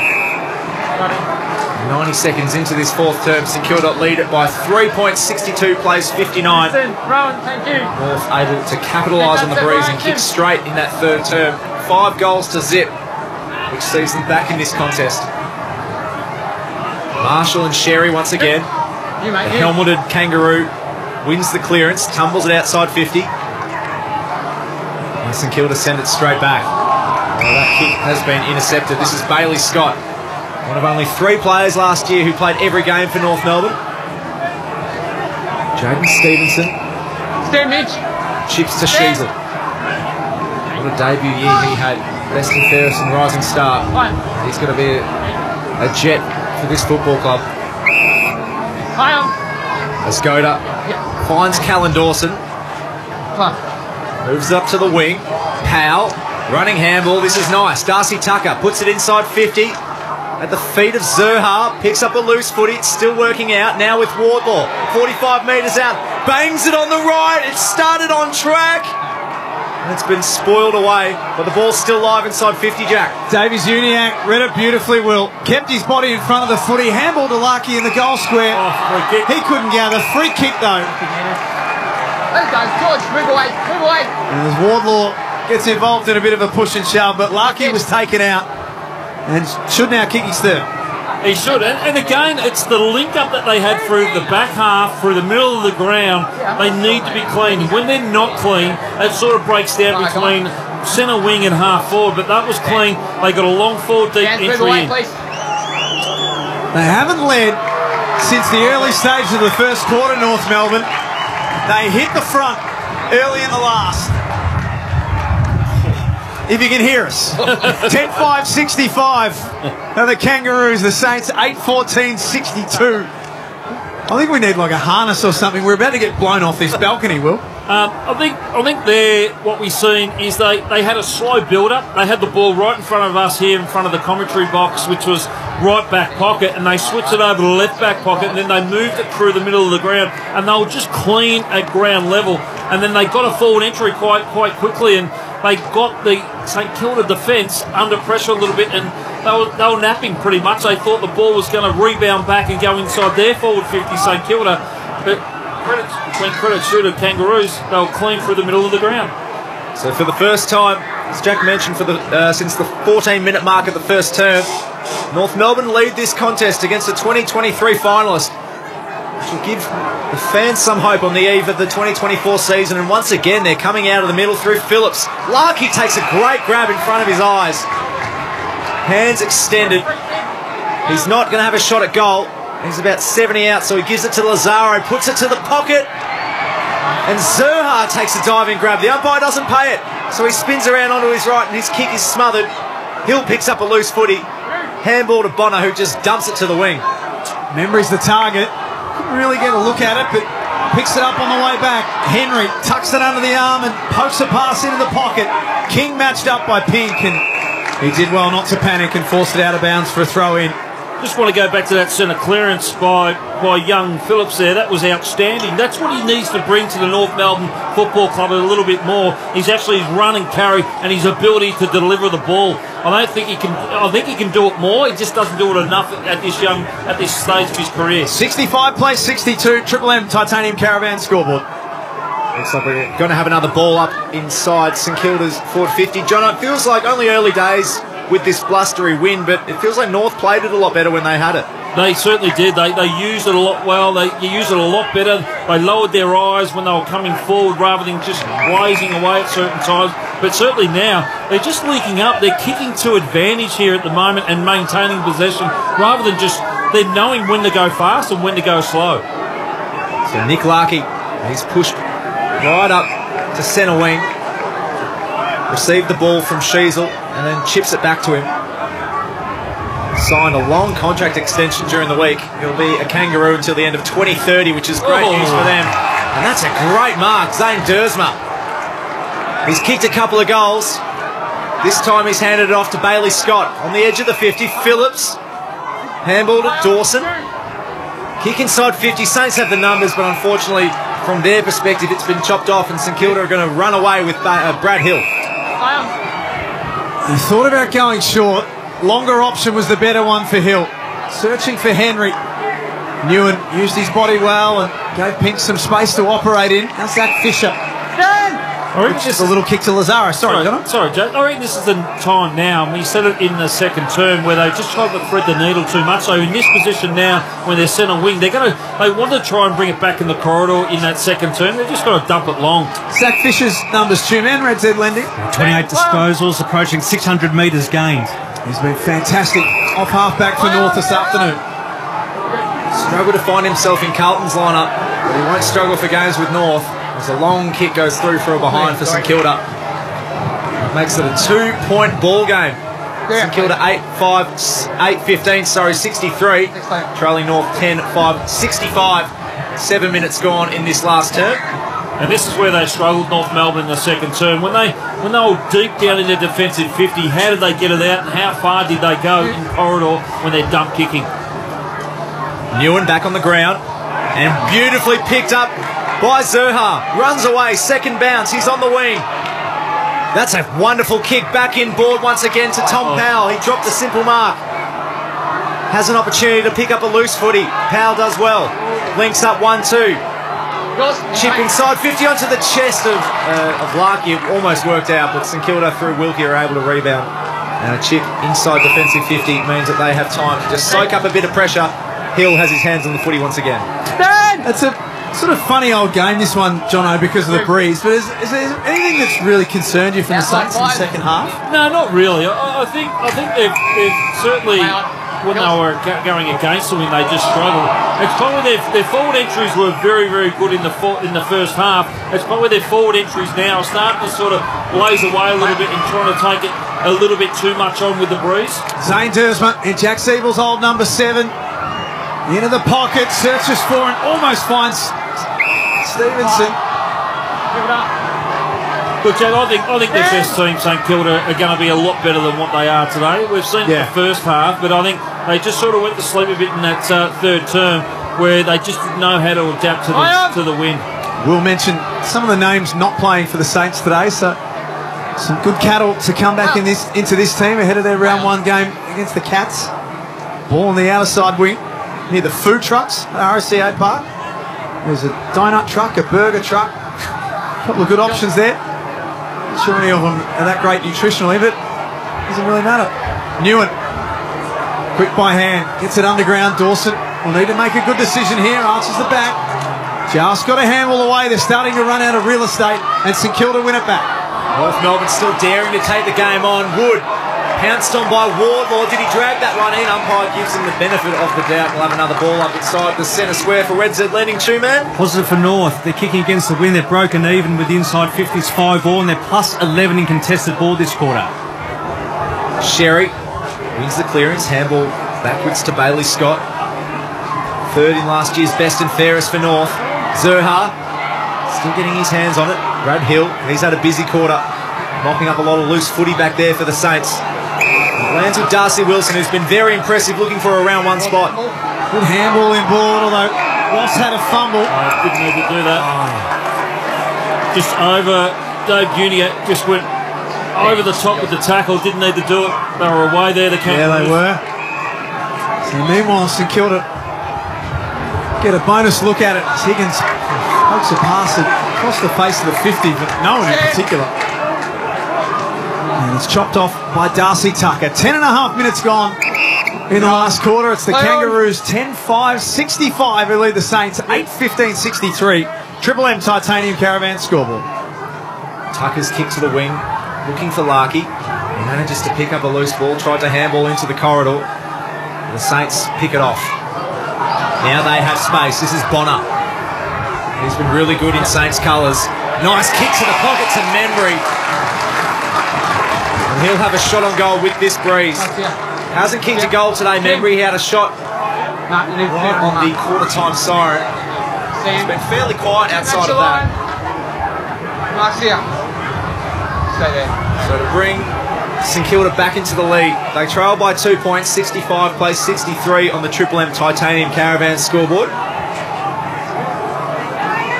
It's going to be a check side right foot kick from Membry. Loves it off the boot. And the Moorabbin locals go up. Tim Membry kicks a major that puts the Saints back in front by 4 points. 9-15-69 plays 10-5-65. 11 minutes gone in the final term here at RSCA Park on the Triple M Titanium Caravan scoreboard. And that all comes back to Bono. His delivery inside forward 50 has been pretty special today, and his ability to hit the scoreboard. But there, he just weighted the ball nicely to Membry's advantage, and then it was just Membry to do the work. He went back, assessed the situation, especially with the breeze coming down that check side. He's certainly somebody that hasn't had a massive day today, but you would think during the season this year will have a big influence on the scoreboard for St Kilda if they are to go deep in September.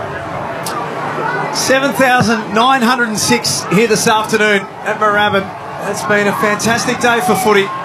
This is exactly what the community series should be about. Take the footy to the people and they'll turn up in their droves. There's King Marks. 60 metres out with the breeze. This isn't off limits. He just raised his hands towards the goal and the crowd went up, Jack. He's gone back like the opening bowler in a test match. He's given his hat to the umpire. Gone back 25 metres. He fancies his chances. Long range bomb from Max King. Oh. He's hit the post and he's hit it 3/4 of the way up. Wow. Almost. Couldn't have struck it much better. It's a let-off for North Melbourne. Still less than a goal down. The Saints by 5 points. A nice competitive hit out for both clubs ahead of their round one clashes. Kirch's kick up the wing, almost marked by Davies Uniac. Kilda by hand. Work it out. Wilkie. High kick. They have numbers too. Owens went up. Fisher's going to pick up a loose footy. But it bounces over the boundary line before he can grab it. Mickey Roberts for Bob Jane teammates on the boundary. Yeah, I think that King, he didn't even flush that until he got it home. But Caminiti on the ground now for the first time. Marshall off. So I reckon they might be resting that first ruckman for the opening spell. But Caminiti on for the first time. Off the stoppage, quick snap comes from Garcia. Through for another behind. They're having a good 6 or 7 minutes here, Chris Johnson, the Saints. They are, but they've got to hit the scoreboard. They've got to hit the scoreboard. That's where they've struggled probably in that third term, where they got it forward on a few occasions, but just couldn't hit the scoreboard. So they can't waste this. There's, you know, what are we, almost halfway through this last term. I think they need to lower the eyes a little bit. They don't want to be having pot shots like King was just doing outside of the 50. They want to get it in that sort of inside 30, inside 40. Zach Fisher, deep inside North Melbourne's defensive 50. Split the difference between two teammates. Goder and Stevens looked at each other and Steele chimes in and marks. The Saints skipper is within range, but wants to look at a shorter option at Hugo Garcia. And he kicked the last behind. Pick number 50 in last year's draft. The Saints traded up with GWS to get access to Garcia out of the quarter cannons. Need to hang this far right, Jack, to bring it back in with the wind. He's got a very neat left foot. Kicking into a tricky breeze. Tucked away in the left forward pocket. He certainly starts it out to the right. It's coming back. Sharman flies. And marks in the goal square. 1.5 metre out from goal to put the Saints 2 goals up. Nothing better than coming with a football and watching a packed mark and someone come down with it in the goal square. His second. They're a pretty dangerous proposition, the Saints, when that high ball comes in quick with their marking forwards. And now they've got a bit of breathing room. 10-17-77, place 10-5-65. Triple M Titanium Caravan scoreboard. Well, all comes back. It doesn't matter where you're playing or what level. Repeat inside forward 50s. If you can try and get repeat inside forward 50s, it actually helps you a little bit more hit the scoreboard, and it actually puts the defending group that you're going against under a lot of pressure, and that all came down from repeat inside forward 50s. Ash Stewart with the Red Z Lending stats. The contested marks inside 50. St Kilda 5, North just the 1. Sharman, he's racked up 4 contested marks for the game. He's done a bit of that over his short career. 31 games, 28 goals. A nice additional threat in St Kilda's forward line. That's full of stars. We're back in the middle for McDonald's and Ream Hot Water. Triple M Rocks Footy. North Melbourne now down by 12 points. The Saints have kicked away in this 4th term. McKercher takes on a tackler dangerously. The umpire says it was held onto. So Wardlaw runs away, pushed as he kicks, lands on the chest of Lazaro. Handball to a stationary Jerry. Comes back to Lazaro. In the pocket. Larkey's there, as is Coleman Jones. Well done by Wilkie, though. Such a good defender. Handball to Shonmaker, who takes a bounce and a long left foot kick up to the wing. Newen was in good position. Tallest player in that pack. Hangs on to an important mark. As the clock ticks up to 17.5 minutes. It's a 2-goal lead to the Saints. 10-17 plays 10-5. Titanium Caravan scoreboard. Pack form's about 65 out for North Melbourne's goal. Sheasel sits it up in the breeze. Larky came across, got the ball to ground at least. Powell tried to turn the corner, slipped over as he did. And that's unlucky. That's pretty savage for holding the ball. Wow. I thought he'd done enough there, John. Yeah, he fell over and then tried to get it out, and I don't know whether it was professional by Wangade Malira. It just pulled it back in on him and got pinged for it. This kick by St Kilda has been intercepted once again. Sheasel, nice chip, always uses it well. Lazaro finds Coleman Jones. It's going to be a tough shot. He's on the edge of the 50 into the breeze. Umpire says play on, so he just bangs it to the top of the goal square. Opportunity for Larky, can't take it down. Stevenson's there. Larky follows up with a tackle. Curtis breaks a tackle, swings onto his left. His kick has been intercepted once again by St Kilda defenders. They're everywhere. Play on! Umpire says play on as Burns picks up a loose footy. Handball to Sharman, who kicked the last goal. And once again, North Melbourne pick up a loose footy on the wing. Newen bent down, picks it up. Sheasel, the centre half forward. Handball for Stevens was sat right on his head. St Kilda pick it off and they can just look lateral. And no need to be in a rush. They've got a 2-goal lead. Mason Wood in front of the grandstand here and in front of the Danny Frawley Centre. Moorabbin. Great community initiative that the Saints do in honour of the great man. Fisher changes direction, was dumped after he kicked on defensive 50, so McKercher could keep the switch going, and here's Sheasel. Just on early signs, I think for North Melbourne supporters that are either here today or listening or watching at home, I think there's some good signs. I don't think you're going to be making up the numbers this year because there's some good signs with this young team at the moment. There's some structure. But what happens when you wrap someone up? When you wrap the team up? One of the great Mozzes. Unfortunately for Jono. You're right, they've been very good today, but that is an awful kick inside defensive 50. It's landed on the chest of Liam Henry, and he'll have a ping at goal. And look, yes, you can get disheartened by that, but they were trying to do something. They were trying to conjure something up. But again, what we've seen in this defence or in this forward 50 is that you've got to be really mindful with your disposal. So Liam Henry coming over from Freo. St Kilda fans will be excited to see him play his first game for the Saints. Unfortunately, he pushed that one to the left as well. So St Kilda been very errant today. They're now 10-18-78. North Melbourne 10-5-65, 13-point lead, 20 minutes gone in the last term. Zerha has the ball on the wing.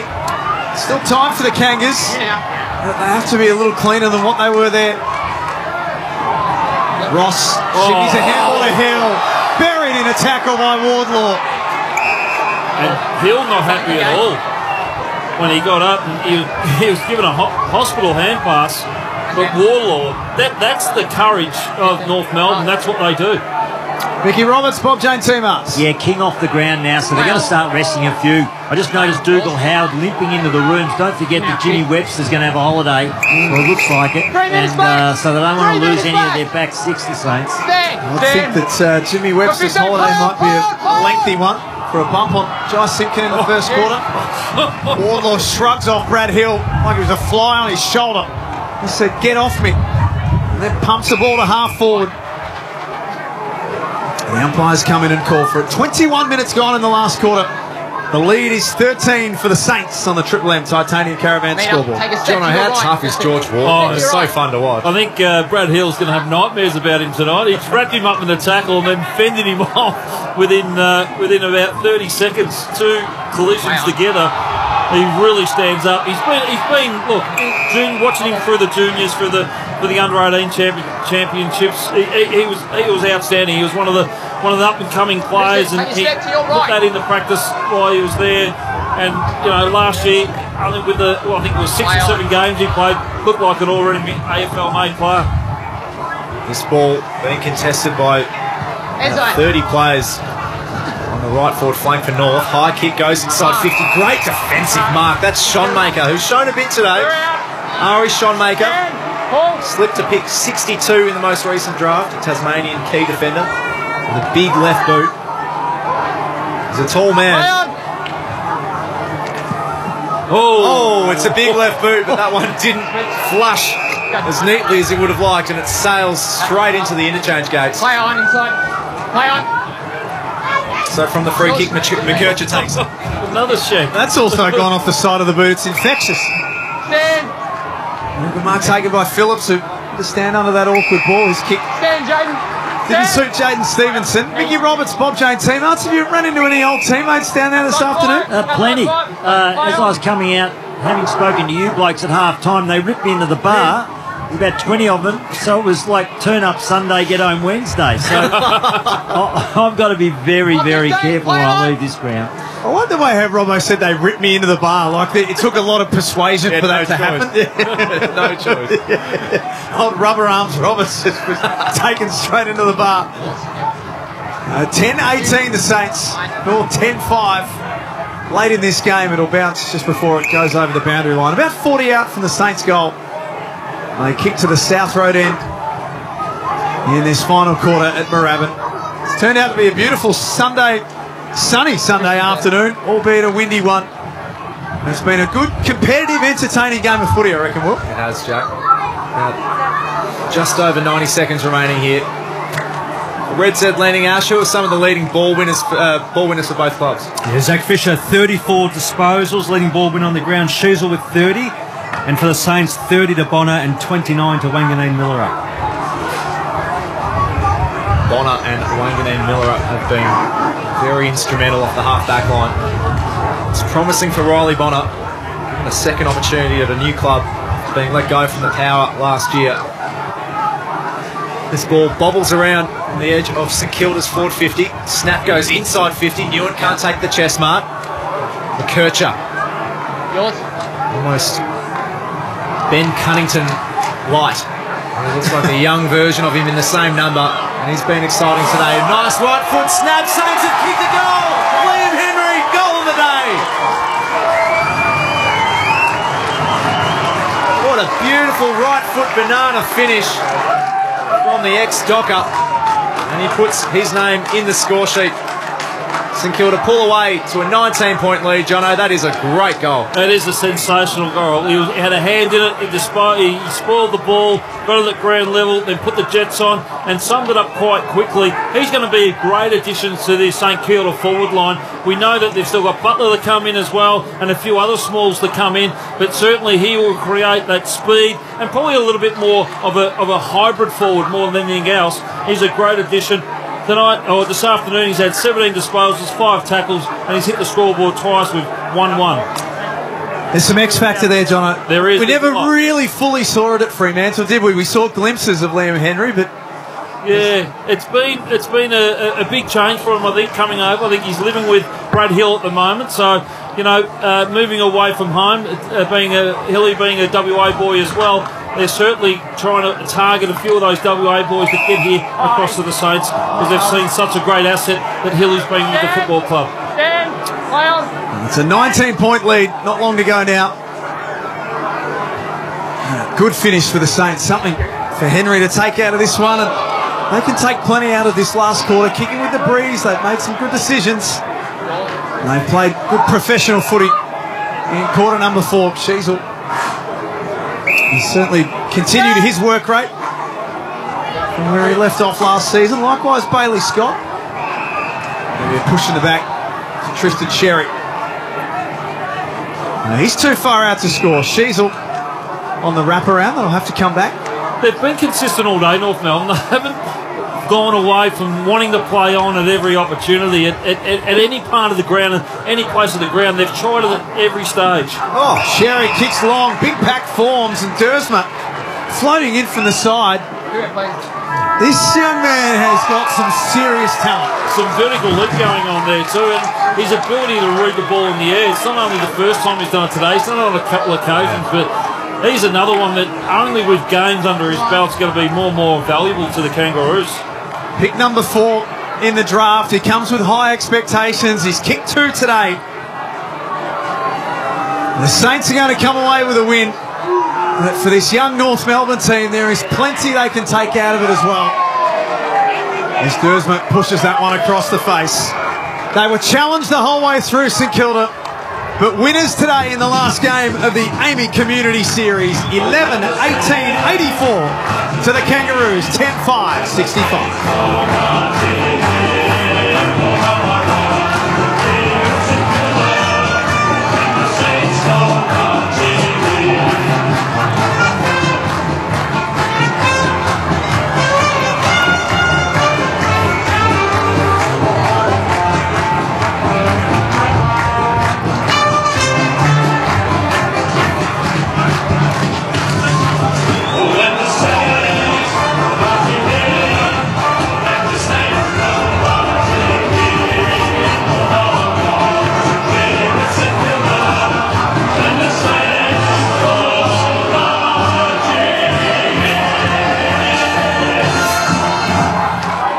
So a good hit out, I should say, for both teams ahead of round 1. The serious injury concern for North Melbourne, I think, will be Jai Simpkin and a concussion, whether he's ready to go for round 1 in a couple of weeks. And from a St Kilda perspective, no injuries of any significant note. The big story for them, though, will be Jimmy Webster, Chris Johnson, who is going to miss what we think is going to be a big chunk of footy. Yeah, if you're talking about both teams and probably trying to weigh up who got the most out of it, I'm going to have to say North Melbourne have got the most out of it, because we did see a few, as you alluded to, Jack, a few injuries, but nothing with great concern.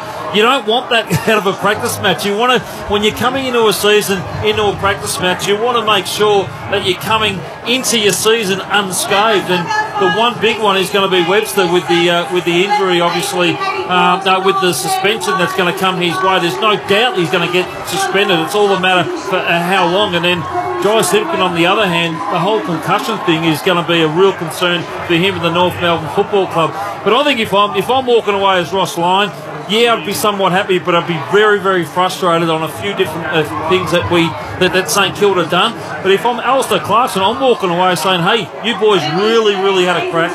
You kept going from the first quarter right through to the last quarter, and the young group, like, I could look out there And I could imagine that there's probably only about 4 or 5 boys in that North Melbourne jumper that has ever sung their theme song. Ever been in a winning side. So, I'd be very, very surprised. And I reckon there's going to be more wins come the North Melbourne Football Club way this year in 2024, where we probably didn't think it was going to. But watching them over today, I think there's a lot of upside to the North Melbourne Football Club. I walk away from today actually having in my mind, and I'll be driving home, I'll be thinking about the North Melbourne Football Club, not so much about the St Kilda Football Club. Yeah, it's funny, Will. I mean, they haven't won more than 4 games in a year since 2019, so it's been pretty lean, but their scratch match against Collingwood, and then what we saw today, they're going to trouble a few teams, I reckon, North Melbourne. Let's chat about that after we hear Zach Fisher having a chat to Fox Footy. Opener for you, all half-back to see it all unfold, but some really positive signs for North Melbourne today. Yeah, absolutely. Do I hold this? Or? No, I'll hold it, mate. You just do all the talking. Pretty tough conditions with the wind.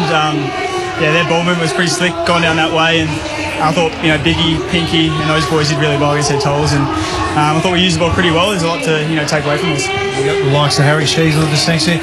It's funny to believe it's only his second year, isn't it? How composed a guy like that can be off half-back. Yeah, I was actually just saying the other day that me being 25, but it's probably my 6th or 7th game down back, that I can actually learn a lot from him, and taking the ego out of it, and being a sponge to him, and he's only 19. And Zane Dersma, you can just see it marks the ball on the siren there, but just what these young kids can offer for the future of North Melbourne. Yeah, the sky's the limit for this group. There's no, obviously, everyone speaks about there's no time limit on it, but, Dersy's a very pretty looking footballer, and I don't know, there's a lot of talent back there, but we just need to put it all together and play 4 quarters. You got your first taste of the Angry Clark out quarter time after the Jimmy Webster hit. I saw he came out with some fireworks.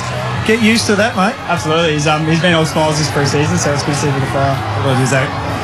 Back to you. Zach Fisher chatting to Ben Dixon, courtesy of Fox Footy. What's the takeaways from today for you, Will? Well, as we saw last year, they had a nice start to the season, and then North Melbourne, 20 straight losses. And that's a really, really bad year. There's no way of masking it. But this side doesn't look like one that's going to replicate that, I don't think. So if I was a North Melbourne supporter, I'd be feeling excited, John. I'd feel like there are green shoots and there are sparks and signs that this team is moving up. Even though it won't be rapid, it's definitely going in the right direction. You've got a young team. You've got a young team that's in the midfield. I reckon the most experience in North Melbourne Football Club is in the forward line. Yep. Is in the forward line. You've got a young midfield, and you're going to have a young back line as well. Look, you look at that back line today. Yes, there is Sheasel and Fisher, but you look at some of their spine, their talls. There's no big names there. There's no big names. So they're going to come undone through the year at certain stages, but they're going to get experience under their belt. And if that's the biggest worry that North Melbourne have got, they're going to be okay. Biggie Roberts, before we don't want to hold your social plans up for too long, so just give us a bit of a wrap from downstairs today. Oh, it was a ripper. It was so good to be back at Moorabbin. Just the days of Plugger and Danny Frawley, and even going back to Bullock and Stewart and Dittrich, and when those the mid-60s came in from the Junction Oval back to Moorabbin, and so many old-timers down there just wanted to talk to you about footy and all the kids and whatever. I don't get back here much, but I'm just so blessed to actually have had a career here and so many friends and familiar faces. It's just a beauty. It's a great venue now because they do a lot of junior football here, the under-18 competition and everything else as well. It's fantastic. And also like the Danny Frawley Centre, and we lost him and we lost Barks, 2 iconic players at St Kilda, and as soon as you see the names and even just reflecting on the players' jumpers, Higgins running around in the number 1, the great Trevor Barker, just brings back so many memories. Spot on, Robbo. This is the Triple M AAMI review as the fans, almost 8,000 of them, pile out of the RSCA Park Centre here in Moorabbin. For McDonald's, today's I'm Loving It moment came in the 3rd quarter at the 15-minute mark. Here's how it sounded on Triple M footy. Coleman Jones wins it out of the middle. No. Bouncing ball from the centre circle. Coleman Jones launches from the middle of RSCA Park. The breeze picks it up, and it kept going and going and going and going. You've seen some big goals at this ground at Moorabbin. That would have to be one of the biggest. What an outstanding goal. That was long. It was strong. That's just that sort of day, isn't it? It wasn't Jeff Ferring at all, but it sort of got there. Ferring was that in. This was the going the other way with the wind, so big goal. G-Man, just give us a little sweep of some of the numbers before we finish up as well. Well, positives for North Melbourne. They were down by 17 and contested ball in the first half. They were plus 14 in the second half, and they won the territory battle, plus 9 in terms of entries. But just individually, Bonner, 30 disposals, 700 plus metres game. Wilson, 24 touches. Henry, 17 in the goal. Schoenmaker, 16 touches, 11 marks for North Melbourne, 36 to Zach Fisher. Dylan Stevens, 23. McKercher, 17. And Dersma, 2 majors and throwing 14 touches as well, Jay. Spot on, Ash. Nicely done by you this afternoon. Nicely done by Robbo, to Chris Johnson, to Will Ralston, and our team looking after us here, to Jace, to Beersy, to Paul, and our team back in the studio as well. The pre-season's done. The hit and giggle stuff is finished, and we are back on Thursday for round 0. Not round 1, round 0, but the real stuff starts in Sydney. We cannot wait for it. On behalf of everyone here this afternoon, thanks for being with us. We'll catch you on Thursday and across 2024 for McDonald's and Ream Hot Water. Triple M rocks footy. That quarter for Titanium Caravans. For Ream Hot Water. Triple M rocks footy. Kickstart your day with a laugh. Triple M's Marty Sheargold Show. What was that? You know, it was Zach. I've got a googly eye stuck up my nose when I was a kid. Like Emily Eyefinger, I've told you about. Who's Emily Eyefinger? Girl in the book, she had an eyeball on her finger. She could put it into little places. Emily Eyefinger? Are you familiar with Emily? No, but I hope consent's involved. The Marty Sheargold Show. 6 to 9 weekdays on Melbourne's 105.1 Triple M. And for Extra Marty, get the podcast from the Listener app. Tradies, are you feeling stressed AF? Tired AF? Overwhelmed AF? If invoices, scheduling and timesheets are consuming your life, then it's time to get proactive AF. And by AF, I mean Arrowflow. It's job management software for tradies, handling all the tedious AF parts of running your business to help you complete more work and get paid faster. It's time to get successful AF with Arrowflow. Head to aroflo.com for a great AF deal. Ends March 31. The Outdoor Living and Caravan Expo rolls into Mornington Racecourse next Friday to Monday. Explore the latest in caravans, campers, pods and teardrops, hybrids and heaps of camping accessories. Whether you're an adventure seeker or just want top-notch gear for your next getaway, the Outdoor Living and Caravan Expo has it all. Hey, the great outdoors are calling. Go to outdoorlivingcaravanexpo.com.au to find out more. Bailey Nelson is shaking up the way Australians get their glasses. So if you're on the hunt to find the perfect pair of multifocals, we're the ones to see. To help you see. And for a limited time, get free multifocal lenses with 1 pair from our everyday range. Hey, there's a reason we've got over 10,000 5-star reviews.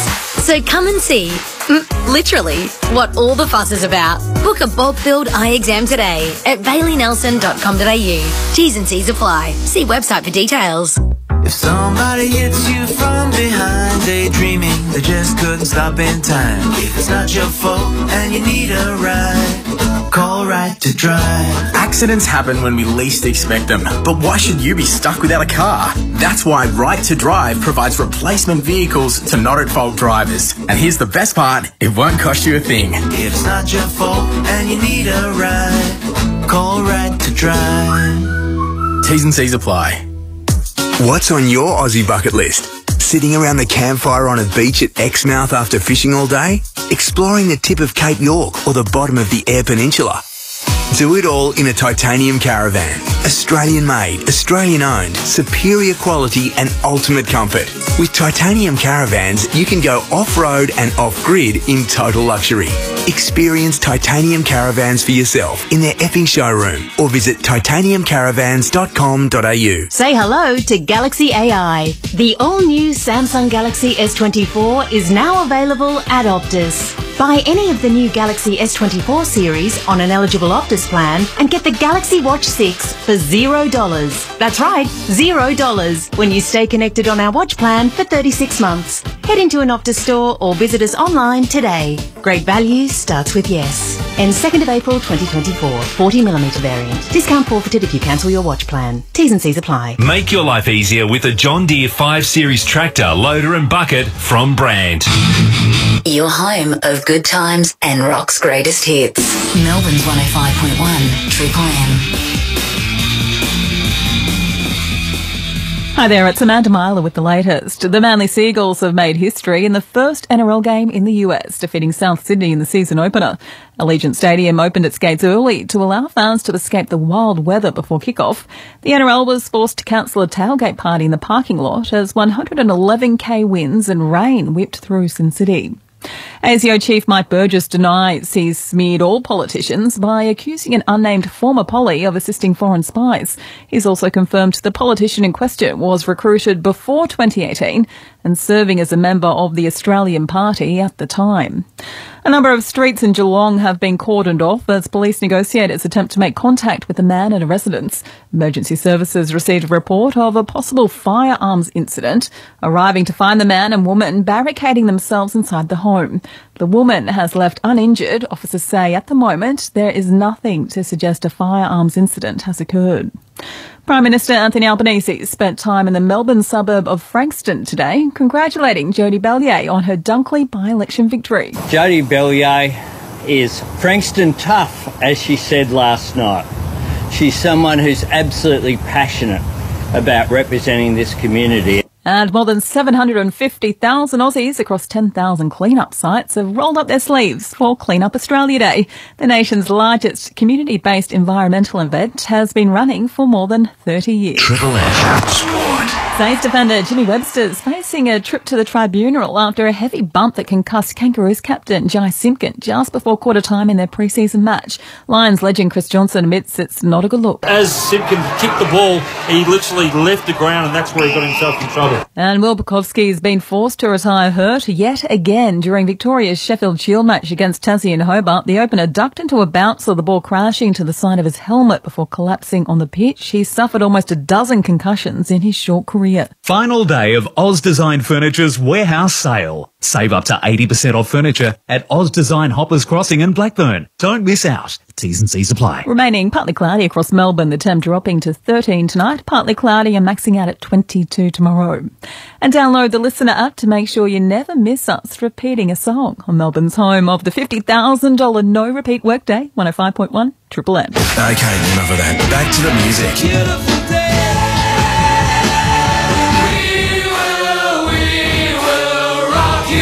105.1 Triple M. Good times and rock's greatest hits.